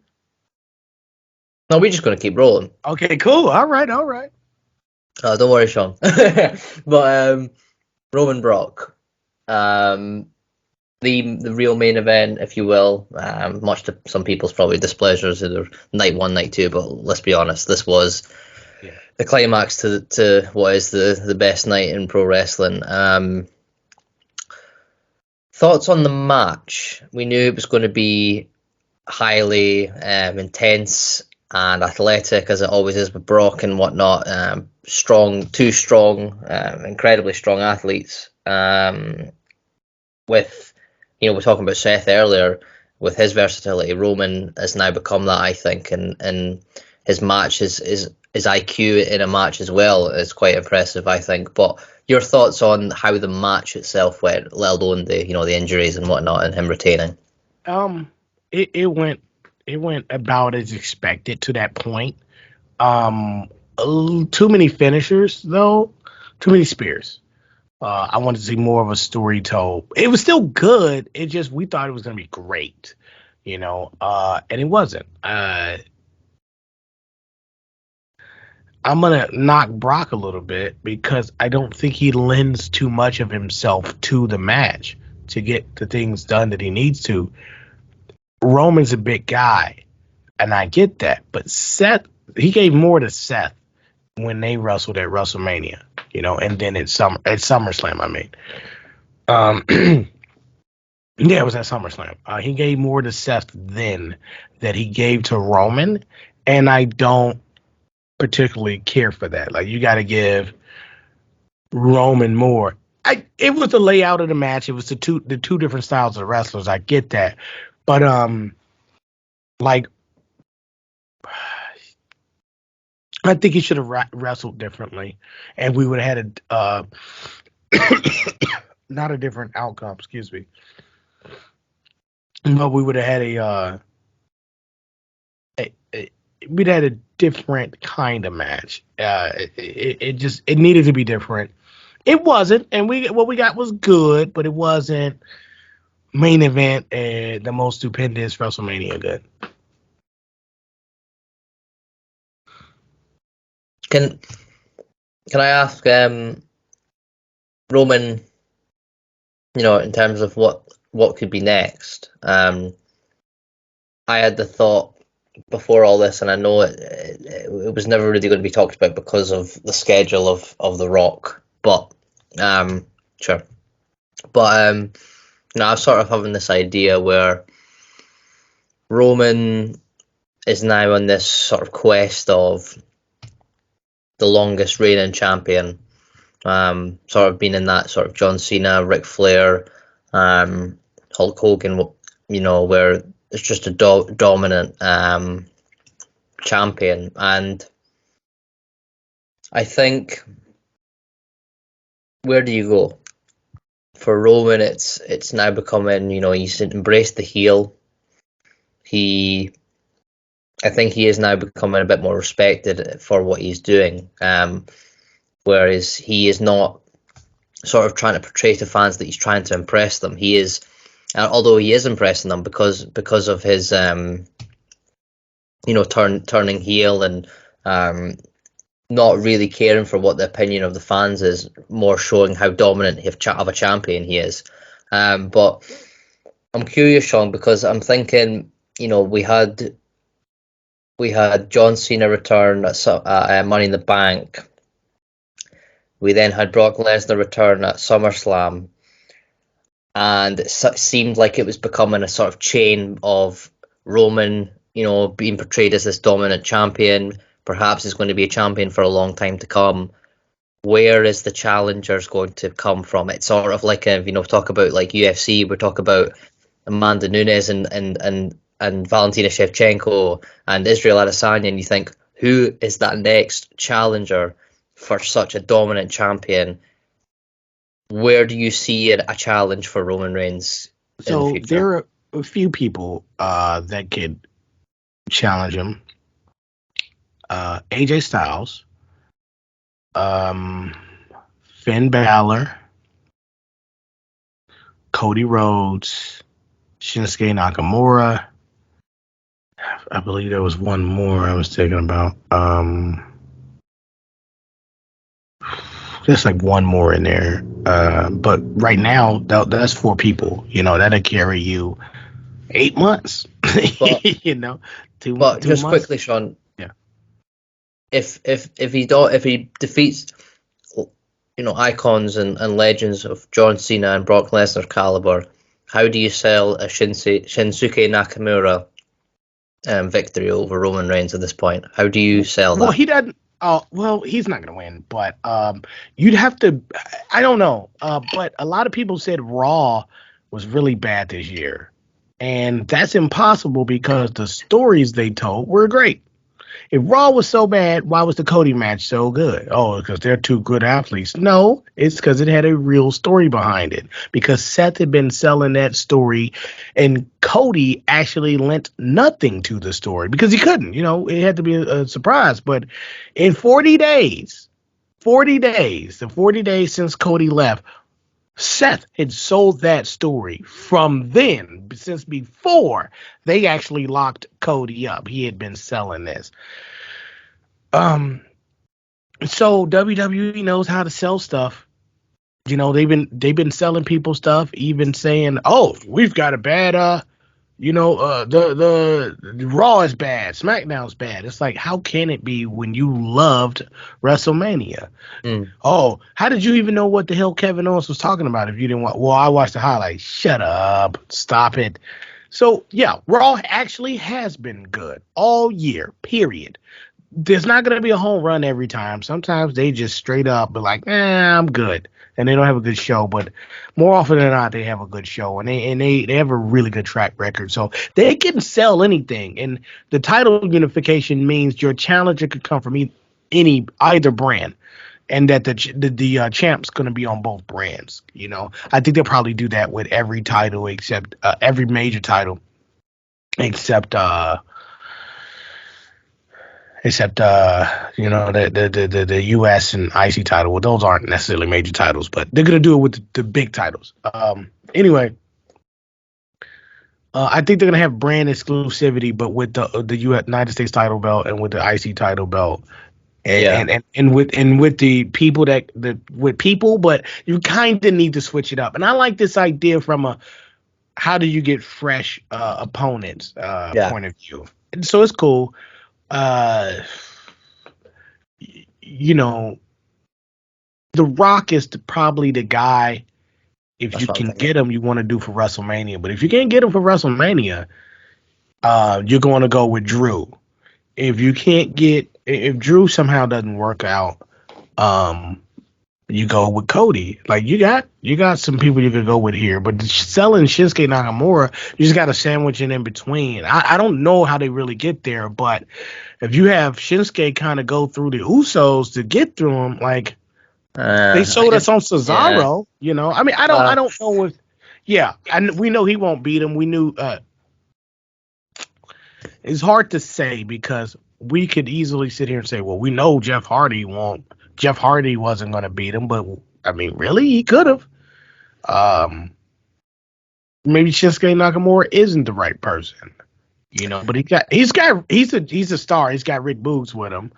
I know Boogs is hurt, but like hell, you don't know what they might do with him. He might still be playing guitar for him. And getting the crowd hype for you is exactly what Shinsuke needs. But there's a lot of opponents in between now and WrestleMania. I think they go with Drew. He wins the Royal Rumble and he beats Roman. They might have told Drew that. I don't know. But now they're probably going to go with Cody. I'm struggling with. I understand your arguments for these wrestlers, but for me, sort of asking the question of who's the next guy that we can actually look at and think when we go into when the main event's scheduled for whatever pay-per-view it will be, who's the guy that we're going into it and thinking he has the ability and he has the future in mind for the business, where you think he now could, because it's become Roman's been that champion for so long where we're like, it's going to take someone special to come in and take that away from him, and it can't be, in my opinion, it cannot be a Nakamura. It can't even be a Drew McIntyre. It has to be, for me, it has to be someone like The Rock. I get what you're saying, but the Rock has to lose to him. He has to beat The Rock because that is the last guy. That was the last head of the table. Like legitimately, it makes perfect sense. It really does. So he's gonna beat The Rock, and it's gonna be amazing when he does. I was thinking like last night. Roman, looking out with Paul raising that belt, and you think this level of fight, this level of matchup, this level of just what it would mean to the business and things. You would need, and you look at Brock's return, Cena's return. They were on pay-per-view nights at the end of the shows. I was thinking, of course, you cannot guarantee it with The Rock. He's massive star. He's always out. I think you can. I think you give him. I mean, I know he's box office, but like just give him $20 million. Who gives a damn? I don't think it's money. I think it's time. I think he struggles to. He's doing what? Is he doing 3,000 movies this year? You got to pay him $20 million so that he'll give you the time. Yeah, like you just have to pay him, and I don't think it's a bad thing. I really don't. I said one time that they should give Kevin Owens like $10 million contract, but like structured in a way to where he does get it, and it probably is actually that, but structured in a way where like, yeah, you can make all the money on this end or that end. But I was saying they should just make him the highest paid guy just to kind of sell us a different story and kind of bump up the pay scale a bit in the public perception, so that we'd be like, oh man, he's really getting paid a lot of money, and then he could have been like the diva basketball player or whatever. So I don't think the money's. I think the money should just straight up say, look, WrestleMania is going to make like, I don't know, half a $1 billion itself, right? It bought $250 million of revenue to Dallas or Arlington. So, like, come on, man. Like, give him $20 million. It's like, hey, here's $20 million. I know that's a lot of money. I know we don't usually do that, but yeah, pay him like that. And then you can get your WrestleMania match out of the way, I think it can be Drew, though. I think it can be Drew. I think it can be Finn Balor. I think it can be AJ Styles because those guys are over in a way. Drew, not so much, but they have a history and they're over in a way that the crowd would support them. Finn Balor's always over no matter what. AJ Styles always over no matter what. Drew McIntyre can get there. He has to go away for a while, but he can get there too. Maybe not your Shinsuke Nakamura's, but man, you'd be surprised how well they can make somebody look. People were like, "Oh, Bianca Belair got buried. She just won the title." So, don't get me wrong. You can argue Shinsuke Nakamura, Drew McIntyre to be an opponent for the next pay-per-view. I totally agree with that. I think they could build that. I'm talking about a wrestler that you can go in and you can actually say this could be perhaps 50-50. This could be where we actually believe that Roman could lose his belt. We can't with those. We need someone of a higher status. But it's interesting. We talk about Roman and just sort of this expectance of him to win. The fights he's had, the reign he's had as champion. Is this becoming one of the most impressive and one of the most I'd actually say probably the best run for Roman in his career in terms of because he stopped caring about the public perception and he's now just embraced the heel, embraced the fact that people are perhaps getting sick of this in ways. I mean, I know a lot of people love it, but you'll always have the doubters, the haters and things. Do you think this is the best run he's had in his career? Oh, easily, yeah. Easily the best run he's ever had, ever gonna have. He's never gonna. I shouldn't say that because I think he's just getting started. He hasn't even done a super heel thing yet. He really hasn't. He hasn't burned someone alive like Randy Orton has. He hasn't burned their house down. Again, Randy Orton. He hasn't hit them with a car or, I mean, he's done it before, but like that's he was a babyface then, like against Braun Strowman. Like, he hasn't done. No, I'm sorry, he hit Kevin Owens, but you get what I'm saying. Like, there's so much horrible stuff for him left to do to people to show him what he's prepared to do to keep his title. That, I mean, they had Stephanie McMahon, and this wasn't for a title. The Undertaker had put Stephanie McMahon up on a cross and was going to sacrifice her. That was on an episode of Raw. Stone Cold came down with a chair, and oh my God, the chair shot Mideon took makes my head hurt. It was beautiful, though. But my point is, like, he hasn't even reached like an acolyte level or brood level of evil yet.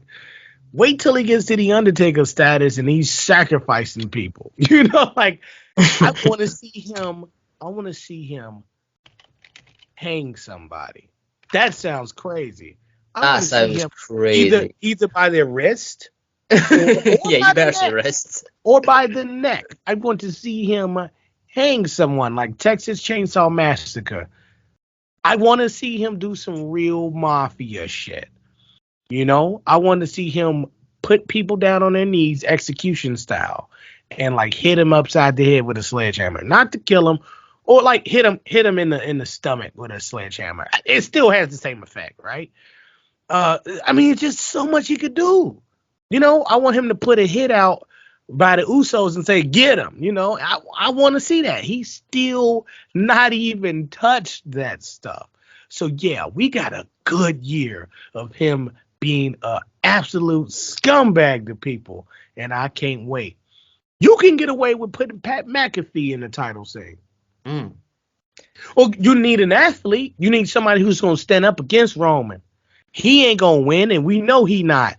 But the things he could do to Pat McAfee, man, the things he could take, the things they'll say. Imagine, hey, here's the easy part. Roman goes on a Pat McAfee show. We're done. Writes itself. Yeah.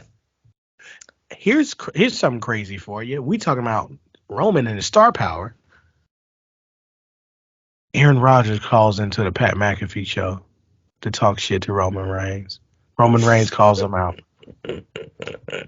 May not get a match, but wow. And that's how you can get a match with Pat McAfee. Hey, hold on. This is my show.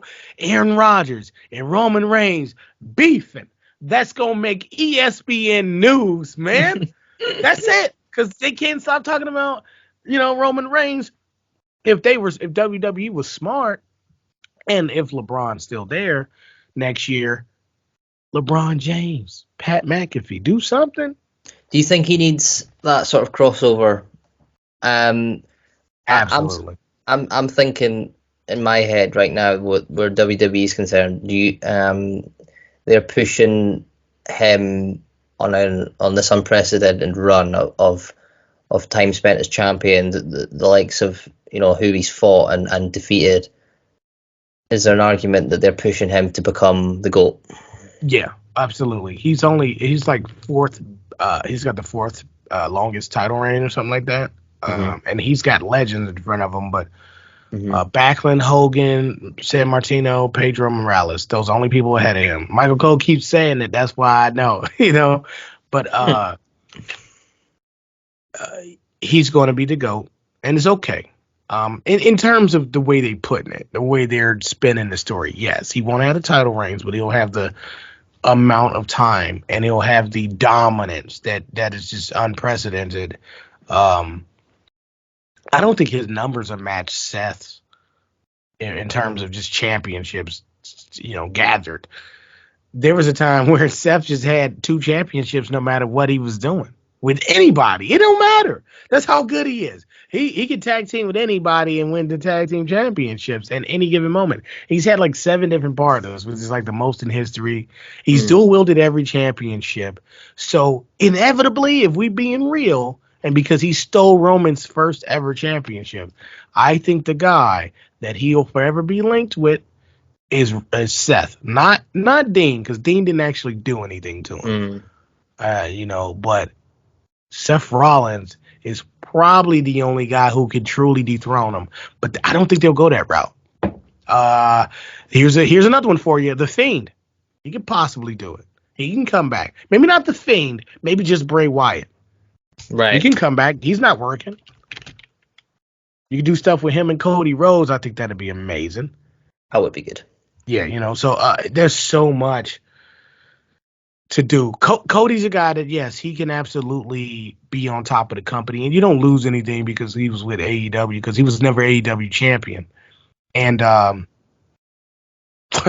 it's kind of funny because out of all of the elite and all those guys, he was the one that refused to have the top title, yet they immediately buried people and took the top titles. Mm. You know, not immediately. I can't say that about Kenny. Sorry. But he buried a bunch of titles though. He had like what, 4 of them? He buried Impact. It's every time he was on television. It was like, oh, I'm the champion, not somebody from here. And then he dropped it to Christian. Christian, you're disgusting for how much you suck.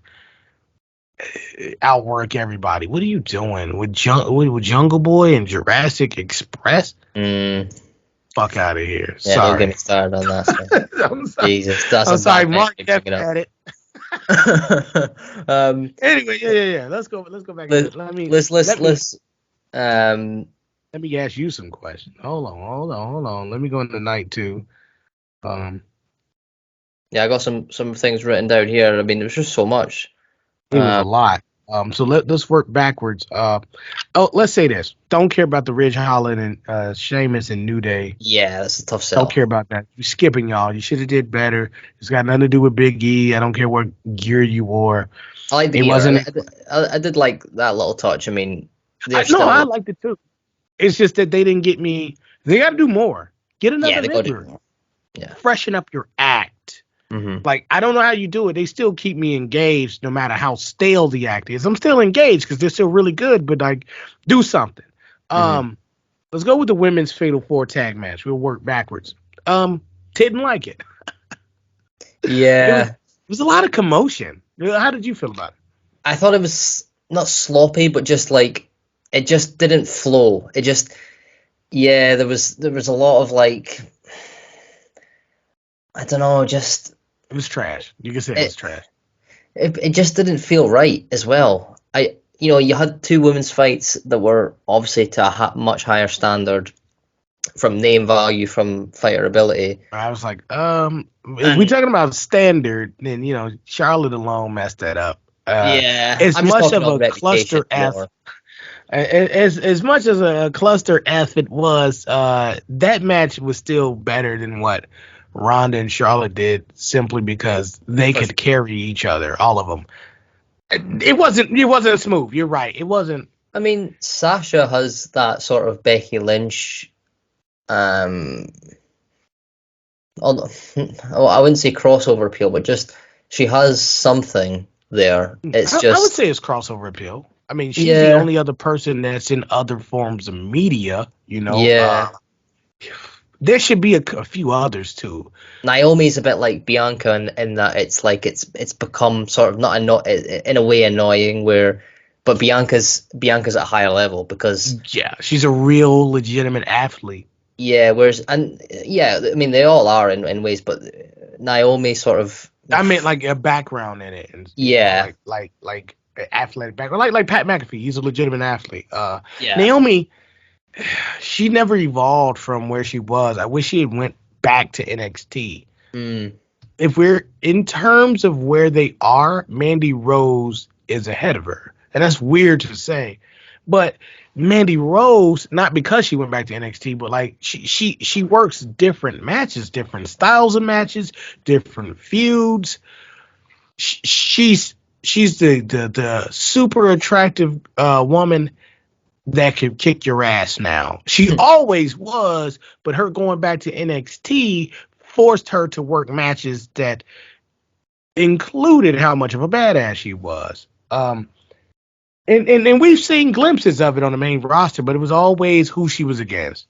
Naomi's against really good wrestlers, but she's the rear view. Get that out of here. You're not Asuka. Asuka can afford to do a booty bump because she's one of the best wrestlers in the world. Big difference. If Seth did it, you're going to have to accept it. He shouldn't be doing it, and he doesn't, thank God.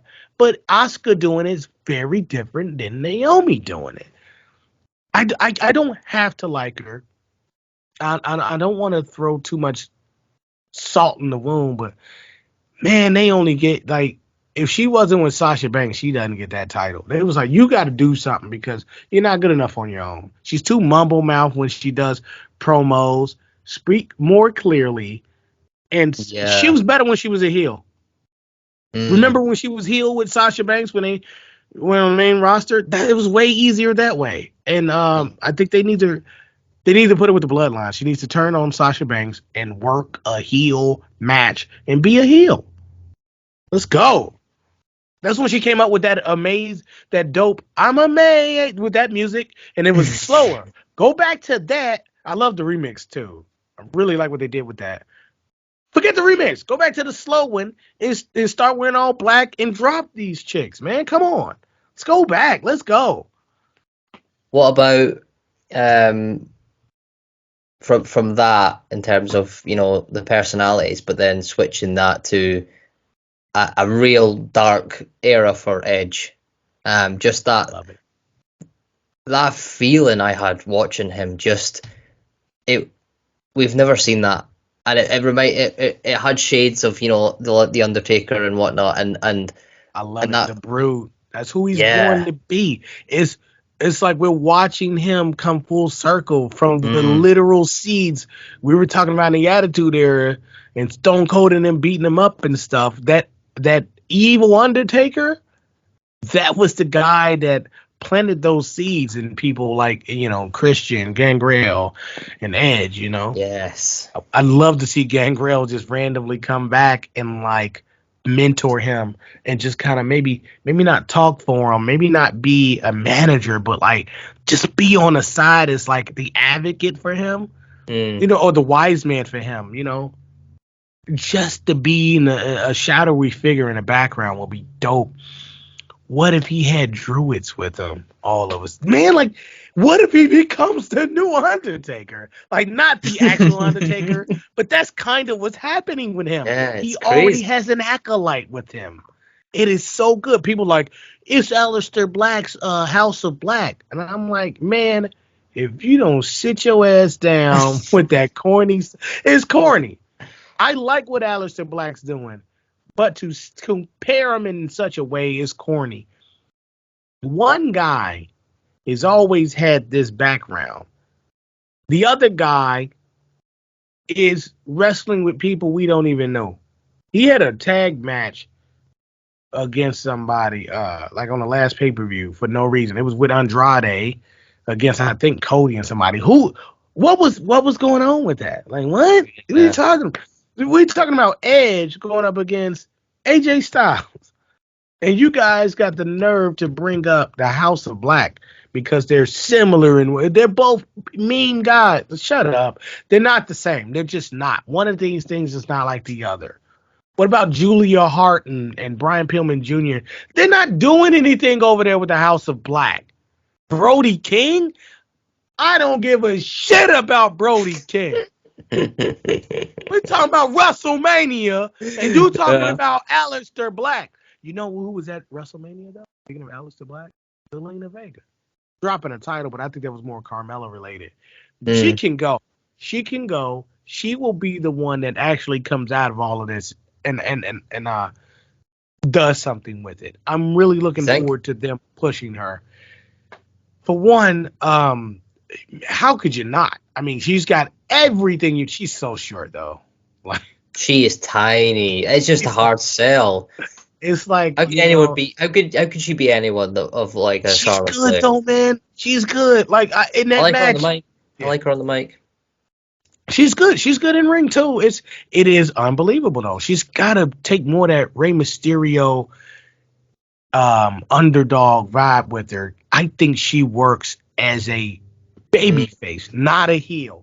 She's a natural heel, so that makes her a hot baby face. You're like, yeah, she's got fire. So that's where they got to go with her. They still doing a heel act though, and they'll get there. They'll get there. But yeah, man, like you were saying with Edge, man.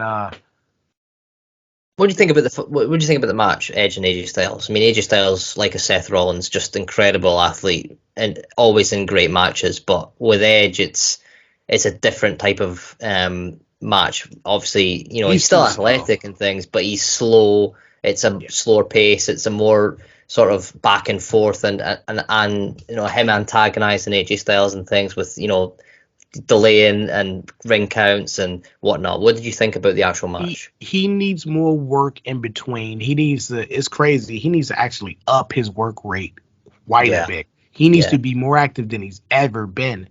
but active in a way that's not really using any energy, but fooling you into thinking he's being really active. In other words, like, work holds differently. Like, the way Baron Corbin works a hold makes people upset, like physically upset. They like, oh my God, like, work a hold like that to where you're annoying me and that's working me up and you're not really doing anything. More crowd work. Just it's weird to say that, but like, yeah, he needs something he's doing in between to fool me into thinking he's doing something the entire match, because it's just he just does his moves but his moves aren't slow, but the match is slow. It's a slower pace. I can't take too much more of that. Yeah, I mean, it was still a good match though. It was a good match, and I think it's weird with Edge, isn't it? Because he's come back and then he's had that feud with Roman, Seth. I mean, it's weird because on the one hand, that match he had with Seth, I mean, yes, Seth, does carry them. Well, that was incredible. At SummerSlam, that was an incredible match. Because Seth was always writhing in pain or moving around. He was always moving. It's got to be the right dance partner, doesn't it? But at the same time, he still looked good then. And you think, where could Edge go? But it was a good match. I'm glad he went dark. I'm so glad he went dark. It was the only way this was going to work. Because we've seen the heel AJ. Yeah, he couldn't be face for much longer, could he? It just doesn't work. And it's, everybody wants to go back to their roots, the way they came in, and I know John Cena can't do it. It's over. That ship has sailed.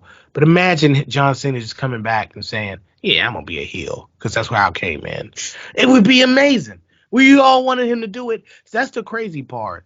We wanted him to do it for like a decade and he refused to. And we was like, well, then forget it.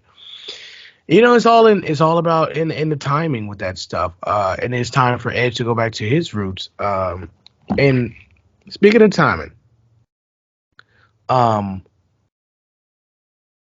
I want to skip over a couple things. No, Sami Zayn versus Johnny Knoxville was our Andy Kaufman versus Jerry the King Lawler. That's what that was. That's what that was. And it was dope. Meltzer was like, oh, no, man, and, blah, blah, blah. And I'm like, man, I really want to curse a lot. I'm not. But Meltzer, you're a clown. God, I hope somebody just plays it.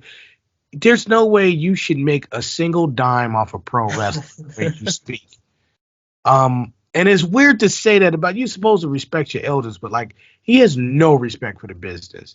None. Zero. He arguably never did. And he makes up stuff. He has bad sources, and I'm glad he does. Because he doesn't have any sources. He pays some homeless man to, hey man, what'd you hear? Outside of Titan Tower. Like that's not a source, dog. What are you talking about? But sorry. You're right though. You're right though. But like he dogged that match, and it was like two things happened there. Sami Zayn, other than Kevin Owens, obviously, and even all it's crazy. Austin Theory too. Is brilliant. Brilliant. Beautiful workers, excellent workers, very protective, safest in the business. Those are the three safe. It's crazy. Those are the three safest workers in the business. Three safest workers in the business. His Theory, and shit. You got to throw Pat McAfee in there, even though he didn't do anything to Vince, but still, he sold it. But like, we talk is Theory, Zayn, and Owens, and Zayn got to give Johnny Knoxville the proper send off. Like Johnny Knoxville probably always wanted to have I bring up Andy Kaufman. I bet somewhere along the lines he brought it up, or will bring it up in an interview. He got that moment. He got to do that, doing what he does. And you can make all the jokes you want about Johnny Knoxville being a buffoon or, he just did slapstick stuff. He went out the way he always was supposed to, getting hurt for real in a wrestling match. Now, Sammy protected him, but he also gave him exactly what he wanted. It was like Sammy knew when to kick him in his face and when not to. He knew when to punch him and when not to. because he was definitely taking some real punches and kicks, but for sure. nothing that would seriously hurt him, but stuff to let him know, hey, you still in a wrestling match. And that's what Johnny Knoxville always wanted. You could tell. He was a regular man that got beat up in a wrestling match, and it was beautiful. The mousetrap, super stupid, but still really cool. It didn't even go off right, and it still had a noise. You still heard a loud smack and thud on him. It was like, oh, damn, that still hurt.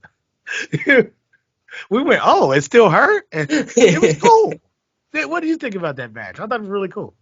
It was, and obviously the interaction from Jackass Crew, you knew that was coming. Surprised Steve-O wasn't.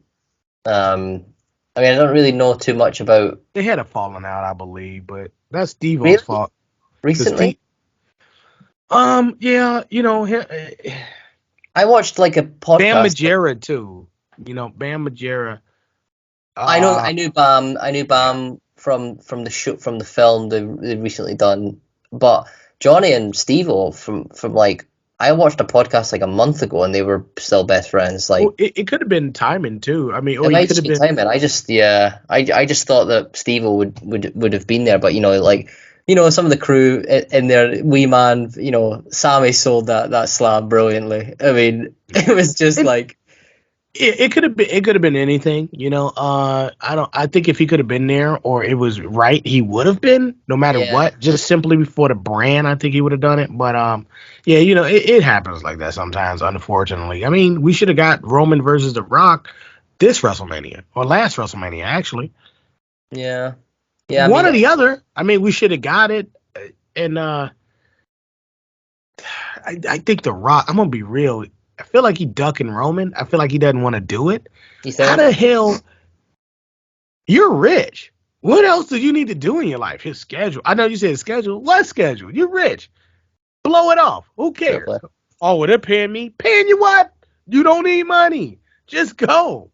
Just go do it. Like Logan Paul. Just go do it. Right. He's just Bad Bunny. Does he need to do anything else ever again in his life in terms of money? I hate when millionaires, I got to set my family up. They weren't set up at $100,000. Come on.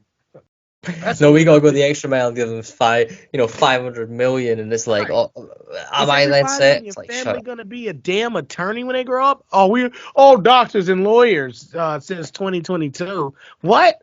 You're going to get to 2050 and your entire family's going to be doctors and lawyers. Shut up, man. Just stop with the, I'm setting my family up.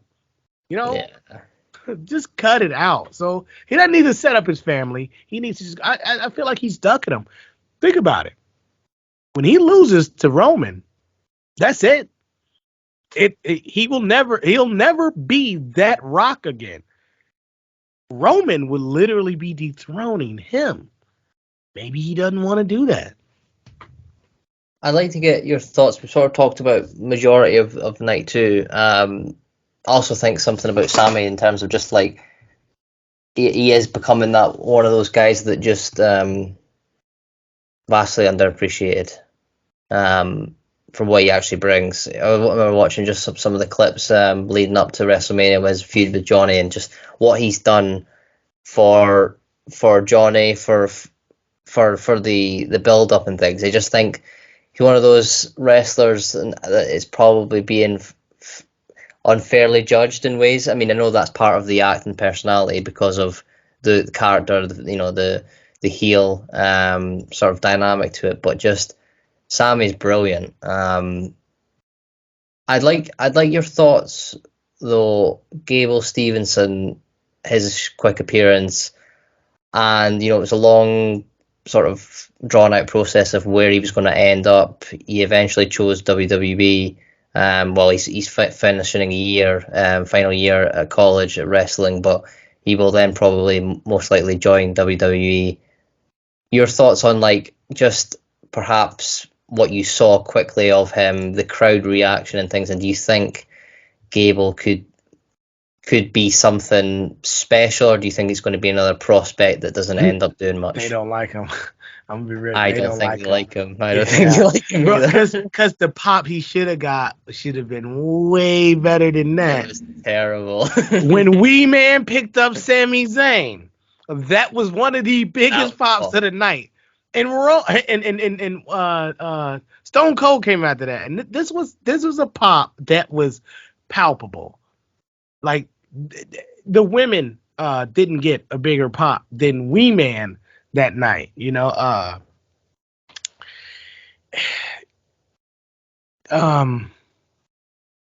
where do I really start? As far as Sami Zayn goes, they picked him.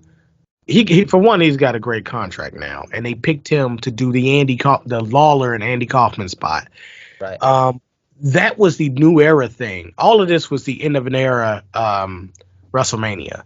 It started off with Triple H putting his boots in there, leaving his boots in the ring. It had the Undertaker. It had the final appearance by Stone Cold, and the final Stone Cold Vince McMahon moment. We'll get to that. But let me ask this: where do you see Sammy being champion? And if so, how?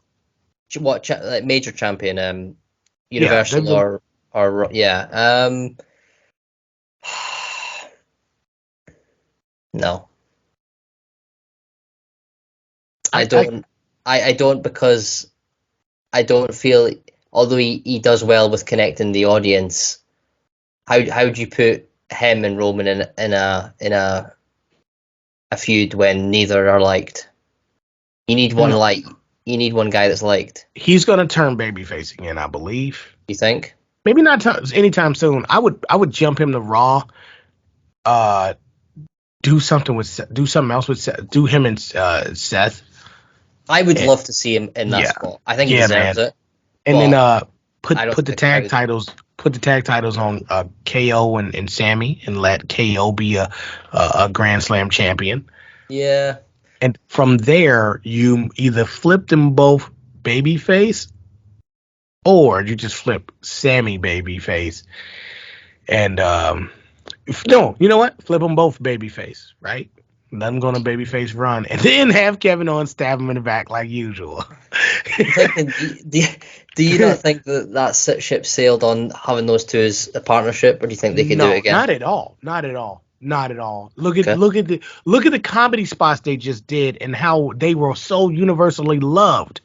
They're loved like nobody else got it. It's crazy. It's like, I get people might not want the Johnny Knoxville spot. Like, I don't want that match. Yeah, but like his best friend got the Stone Cold match. Like, also Sammy got to do a lot of crossover stuff. He had a lot of other stuff going on in media besides,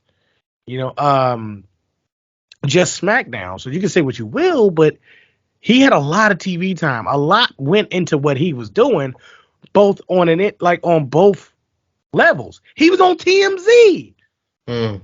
Like, come on. I mean, if you make TMZ, man, like, come on. Unless you murdered someone, it's great. TMZ don't always shed you it's not the best light. It's just whatever you did. And usually people on TMZ for doing something bad. He was on TMZ for doing something good. Well, he got arrested, lightweight, but you get what I'm saying. Like, Sami Zayn, when he first wrestled John Cena in that open challenge and got hurt, I knew he was going to be champion. I just don't know how they get him back from being annoying heel to beloved babyface, but he's going to get there. Trust me on that, because they just signed that big new deal. You got the built-in feud with Kevin Owens. You got Seth Rollins. You got like an Edge type. He can talk on the mic. There's lots of things he could do that he hasn't even done yet. They didn't want to see a baby face that was goofy. Vince wanted to see, well, what can you do as a heel? Like, you're annoying to me, so how can you do that? He already saw how the crowd pop with him. They can always do that. Can you get over as a heel? Can you do the opposite now? So, yeah, I can see him even beating Roman if they did it right. It'd take a long time, but if you do it right, Sami Zayn can be the one to catch that fire and catch that, he could do it. And then because he's never done it before, right? Right. So that's a big thing. He's an extreme dark horse. And then you can just have Kevin Owens stab him in the back the second he does it. Beautiful. And we all know it's coming, but like that's how you build that whole story. So Sami Zayn's another guy you could just turn and put in there like that. So that's his potential. That's his ceiling as WWE champion. Well, listen, it was an incredible 2-night event. Sean's really detailed it in great depth Maybe for too you much. guys. Sorry. No, it's not because you know you actually in ways remind me of how good wrestling is with how much sort of passion you have for it because you fall in and out of love for things, and for me I sort of stopped in a way. I don't know. I couldn't put the reason why, and I'm really getting back into it now. And I think for a while people were saying wrestling's dead. Wrestling's it's just it doesn't hit the same anymore. And then when you had for all that we don't perhaps think it's what they do over there at AEW is great all the time. When the signings started happening there, we were like, oh, there's competition for WWE. This is great. It makes wrestling better. I would say on the following and perhaps with the quarter to the start of this year, you can see the gap and you can see the difference in level and things, and it's only made WWE look better. I think WWE's on fire right now, and WrestleMania was brilliant. Just before we finish on wrestling, we're gonna preview some of this weekend's action, Sean. But Let me ask you a couple things real quick. I want to finish up on the card. sure. Real rapid fire. RK Bro keeping the titles. I know you talked about the Gabe Stevens. I put Gable Stevens, and damn, I'll fix that. Whatever. That's a really easy mistake to make. But what do you think about RK Bro and that match against Street Profits and Alpha Academy? Yeah, I enjoyed the match. I'm curious how long this is going to go on for. I don't know what's going on with my camera again, but I'm curious for how long Randy's going to run with this. I like the dynamic he's got. I like sort of the taking away from the main stage, the main sort of titles that he normally goes for and things like that. But I think, where does this end? We were talking earlier, I think, a couple of weeks ago about how this sort of pans out for the two. Maybe you do a Riddle heel turn. I think that's quite obvious in terms of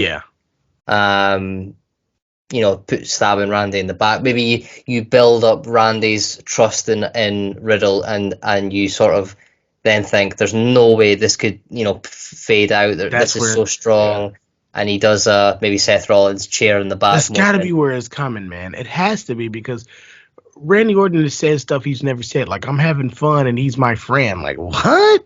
Yeah, you're getting betrayed. Like, the hell are you doing? Yeah. And then ultimately it'll lead to him becoming the Viper again. Like, that's sinister. Where does this end? That's what I'm thinking. I was watching the match and I thought it was a good match, and they get the pop, they're loved, but where does it's going to end, and where does Randy go? I mean, is Randy just going to? Yeah, I mean, because Orton's a guy that Roman could face, and Randy Orton, easy sell. Yeah, easy sell. Because I think he needs two more to tie and 3 to beat. Randy Orton will be the man that retires John Cena. Mark my words, he will retire John Cena as he breaks the record. It will be those two. It can only happen that way. He'll break the record, and then I agree. Maybe that's what we see. Either heel Roman turn it up and get the belt from him, which would be beautiful, because how the hell do you get more sinister than Randy Orton? That would be real. I mean, we're thinking about it, like the Bray Wyatt stuff Randy Orton did. That would be incredible to see him do that with Roman Reigns with the Mafia stuff. But anyway, Omos and Bobby Lashley. What were your thoughts on that? Ooh. I seen Ariel Helwani put Strikeforce Never Dies with a photo of Bobby Lashley repping the MMA guys, but I think Bobby. I I understand that he's, you go through turns and things, but I think Bobby is too advanced for a man versus mountain, man versus giant sort of match. Like that was just for the aesthetics. That was just for a filler show, a filler moment, and Yeah, they needed I more. It was no meat on the Bobby bone of that. requires more. Bobby should be. I'm not saying you put him in with Roman and Brock again or whatnot, but Omos is a great Kali. He's one of those where you put 2 versus 1 guys. That's sort of his ceiling, I think. I don't know. I don't know where you go with an Omos. Bobby Lashley's got to go up against like a Priest and Edge and end up losing to him or something like that's a really good rivalry, just a side thing. They don't do good side rivalries enough. It's because it's like people like, oh well, I'm not at the top of the card, so they don't treat it the same way. But okay, last one, McAfee Austin. We touched on it here and there quite a bit. Yeah. McAfee Austin theory. I love McAfee. I think what you highlighted it best, where you said he's been a breath of fresh air. Both, just obviously mainly as a commentator and his show. I think probably the one thing you could say about Pat McAfee, most people probably would enjoy his arrival in the WWE, but his access and his the show that he has, his profile. Interviewing all the top, Randy Orton, Stone Cold, all these massive superstars on his show, he's brought a new dynamic because he's brought wrestlers who perhaps don't get sit-down interviews that you see on big networks, big platforms that would be put out to the masses of people. And then that correlates to him as a commentator, how, I think he's brilliant at commentating him, Michael Cole. And then the match, he kicks the football out on the way down to the... Yeah, that was pretty cool. With the cheerleaders, too, that was pretty cool. The cowboy cheerleaders. It was what I was expecting, just a sort of more of a spectacle. I thought he was brilliant, actually. And obviously with Vince... Now the Stone Cold, the final Stone Cold moment, the end of the era moment with Stone Cold and Vince. Did you see it coming, and what did you think about it? When Vince had his arm up in the air, I had I'm not going to say I predicted it. I had a sixth sense something was coming. I was like, Stone Cold was obviously going to still be there for night 2, but was he going to be coming down to the ring? And it was an amazing moment. I will say, Pat McAfee, probably one of the best sells of a stunner I've seen. The spitting out the beer whilst getting stunned. I really love that. Theory did a really good one too. He did. He did a really good one too. You had McAfee with one of the best sales of a stunner, and then Vince with one of the worst. Yeah, I loved how terrible it was. It was poetry. I was like, "Do you see Stone Cold laughing?" After it couldn't have gone any worse. And that's what made it. It's so memorable. It's like, it was terrible. It's like, okay, I've watched bad movies before, and they've been amazing. So it was like watching a bad movie. It's like, that was so terrible. It was awesome. Yeah. That was probably my takeaways. We will wrap up quickly with this though, Sean. It was great, it wasn't WrestleMania, but what are you looking forward to tonight? Raw after WrestleMania is always a special Monday Night Raw. What are you expecting and looking forward to? Cody and Edge. I know Cody's gonna have Cody, Edge, Roman. Those 3 on a Gabe Stevenson. Sorry, I keep doing it. Gabe Stevenson and Chad Gable. That's going to be to see if he can really, kind of hang with the big dogs. But I think he's too much of a baby face. It's something in that presentation that's fundamentally flawed. So I don't see him taking off anywhere. But Edge and Damian Priest is going to be good. Roman's gonna. I don't know if he's closing the show with his new. They might pull the trigger on Shinsuke since he's solo now, but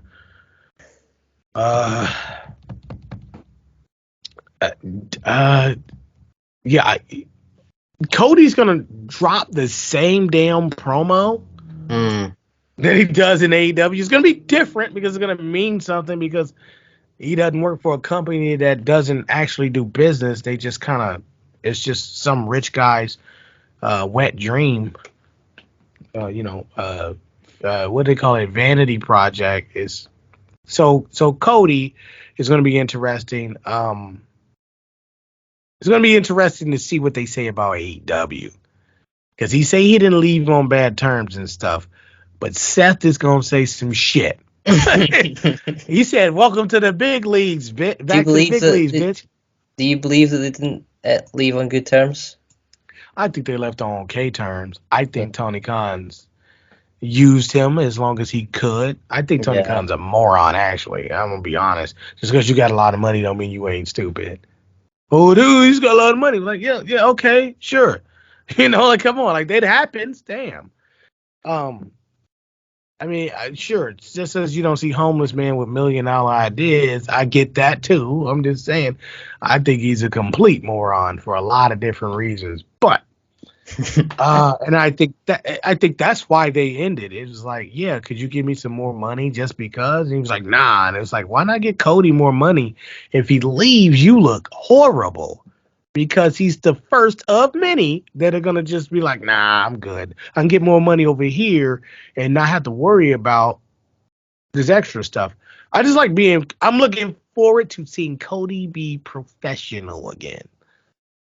Yeah, I mean, that's sort of something that we've got to say is that, for WWE, sort of, the contracts being torn apart, over COVID and things we've talked about, where WWE releasing a lot of people, not paying people enough, and AEW came in like this bright, shiny new puppy or something where they were giving out money for everyone, and now one of their biggest stars has left and returned back to that so-called company that perhaps doesn't pay enough or whatnot. What does that tell you about AEW? It's not a good business, bro. It's weird. Like, when you look, they're reportedly going to lose $100 million this year, and $40 million, the $40 million they get for their TV deal is wrapped up in 12 different people. Just 12. What? Like, and people are like, well, WWE budget cuts, that's all BS. It's like, yeah, but like, they have a finite income source. Like, this dude. Oh, I said what we was gonna talk about, but we're gonna do a special episode. I don't know when. Khan Senior. It's either Shahid or Shad. People say Shad. I don't know how you say it. Don't care. Tony Khan's father took his investment money out of the Black News Channel. That was they had like 200. It wasn't run like a business. They were stupid. I'm not gonna put over that Black News Channel. I'm sorry. They hired 250 people. What are you doing? Nobody knew about them. I don't know what channel they were on, but here's the thing. Tony Khan's father pulled out as the main investor, and then they folded. They not only, like, before Christmas last year, I don't celebrate Christmas anyway, but like, if you do, it's a bad time to get fired. They fired people because he was pulling back then, and then he completely took his money out of that project, and now the company folded. The father of Mr. All Inclusive. And that should tell you something about how they run stuff. Yeah. I mean, he just lets his little boy, his dear little boy, run a wrestling company into the ground. It's already in the ground. I'm gonna be real with you. It is. That's why people were saying it won't last 5 years. How long did Cody last? It's not a good look, is it? It's really not a good look. Yeah, 3 years. And you know what?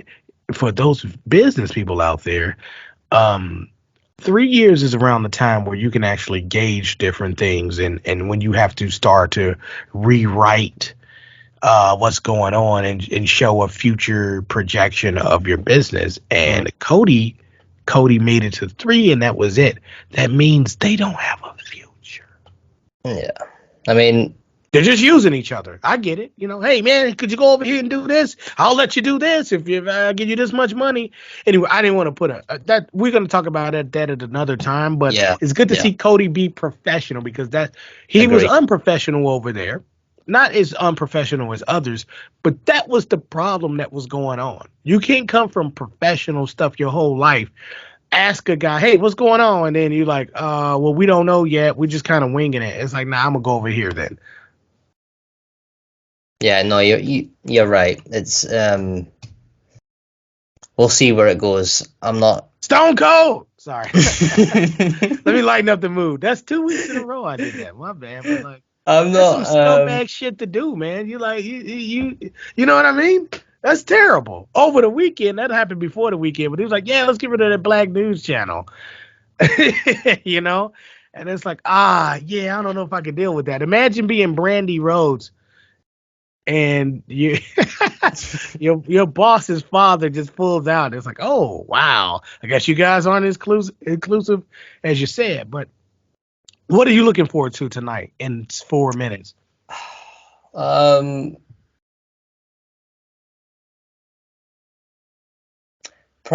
would say Edge, but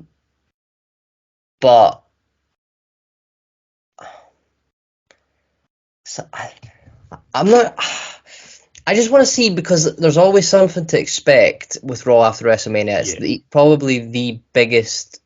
I mean, you've got different Raws at different times. When there's an anniversary of how many episodes, or it's in a certain area. There's rumors of someone returning. Raw after WrestleMania. What I'm excited for is the unexpected. Something's going to happen tonight. Tune in, because someone might return. Bayley or Asuka. A new storyline's going to be created. Something's going to happen. I'm looking forward to just seeing something new, because WrestleMania comes, you might get, a return from someone or whatnot. Raw after WrestleMania, something even more unexpected normally happens. You look at previous years, it's crazy. I need to see Bayley versus Becky, man. Now. I need to see that. They, like we saw Sasha versus Becky versus Charlotte, Charlotte versus Sasha. Is Bayley still from that? She should be. Yeah, she should be. I mean, like that was a while ago. That was like a year ago, almost. Something crazy like that. And she was on fire too. It was still in the Thunderdome, if I'm not mistaken. So she never got to wrestle in front of fans again. Bayley and or Asuka.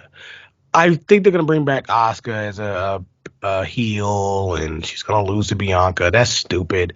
I'm gonna be real with you. You can't have one of the best wrestlers in the world losing.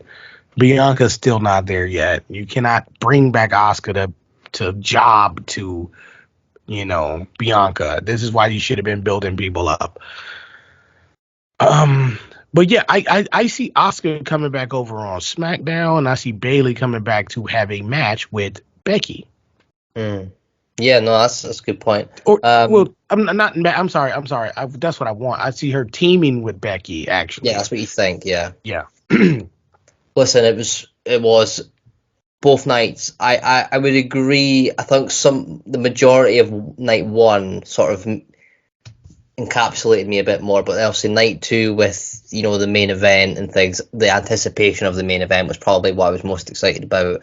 A lot of good moments. I'm looking forward to Raw tonight. I always love Raw after Mania. It's a little bit. It just you've got the 2 nights, and now you've got the third night of wrestling probably at the top of everyone's mind in combat sports.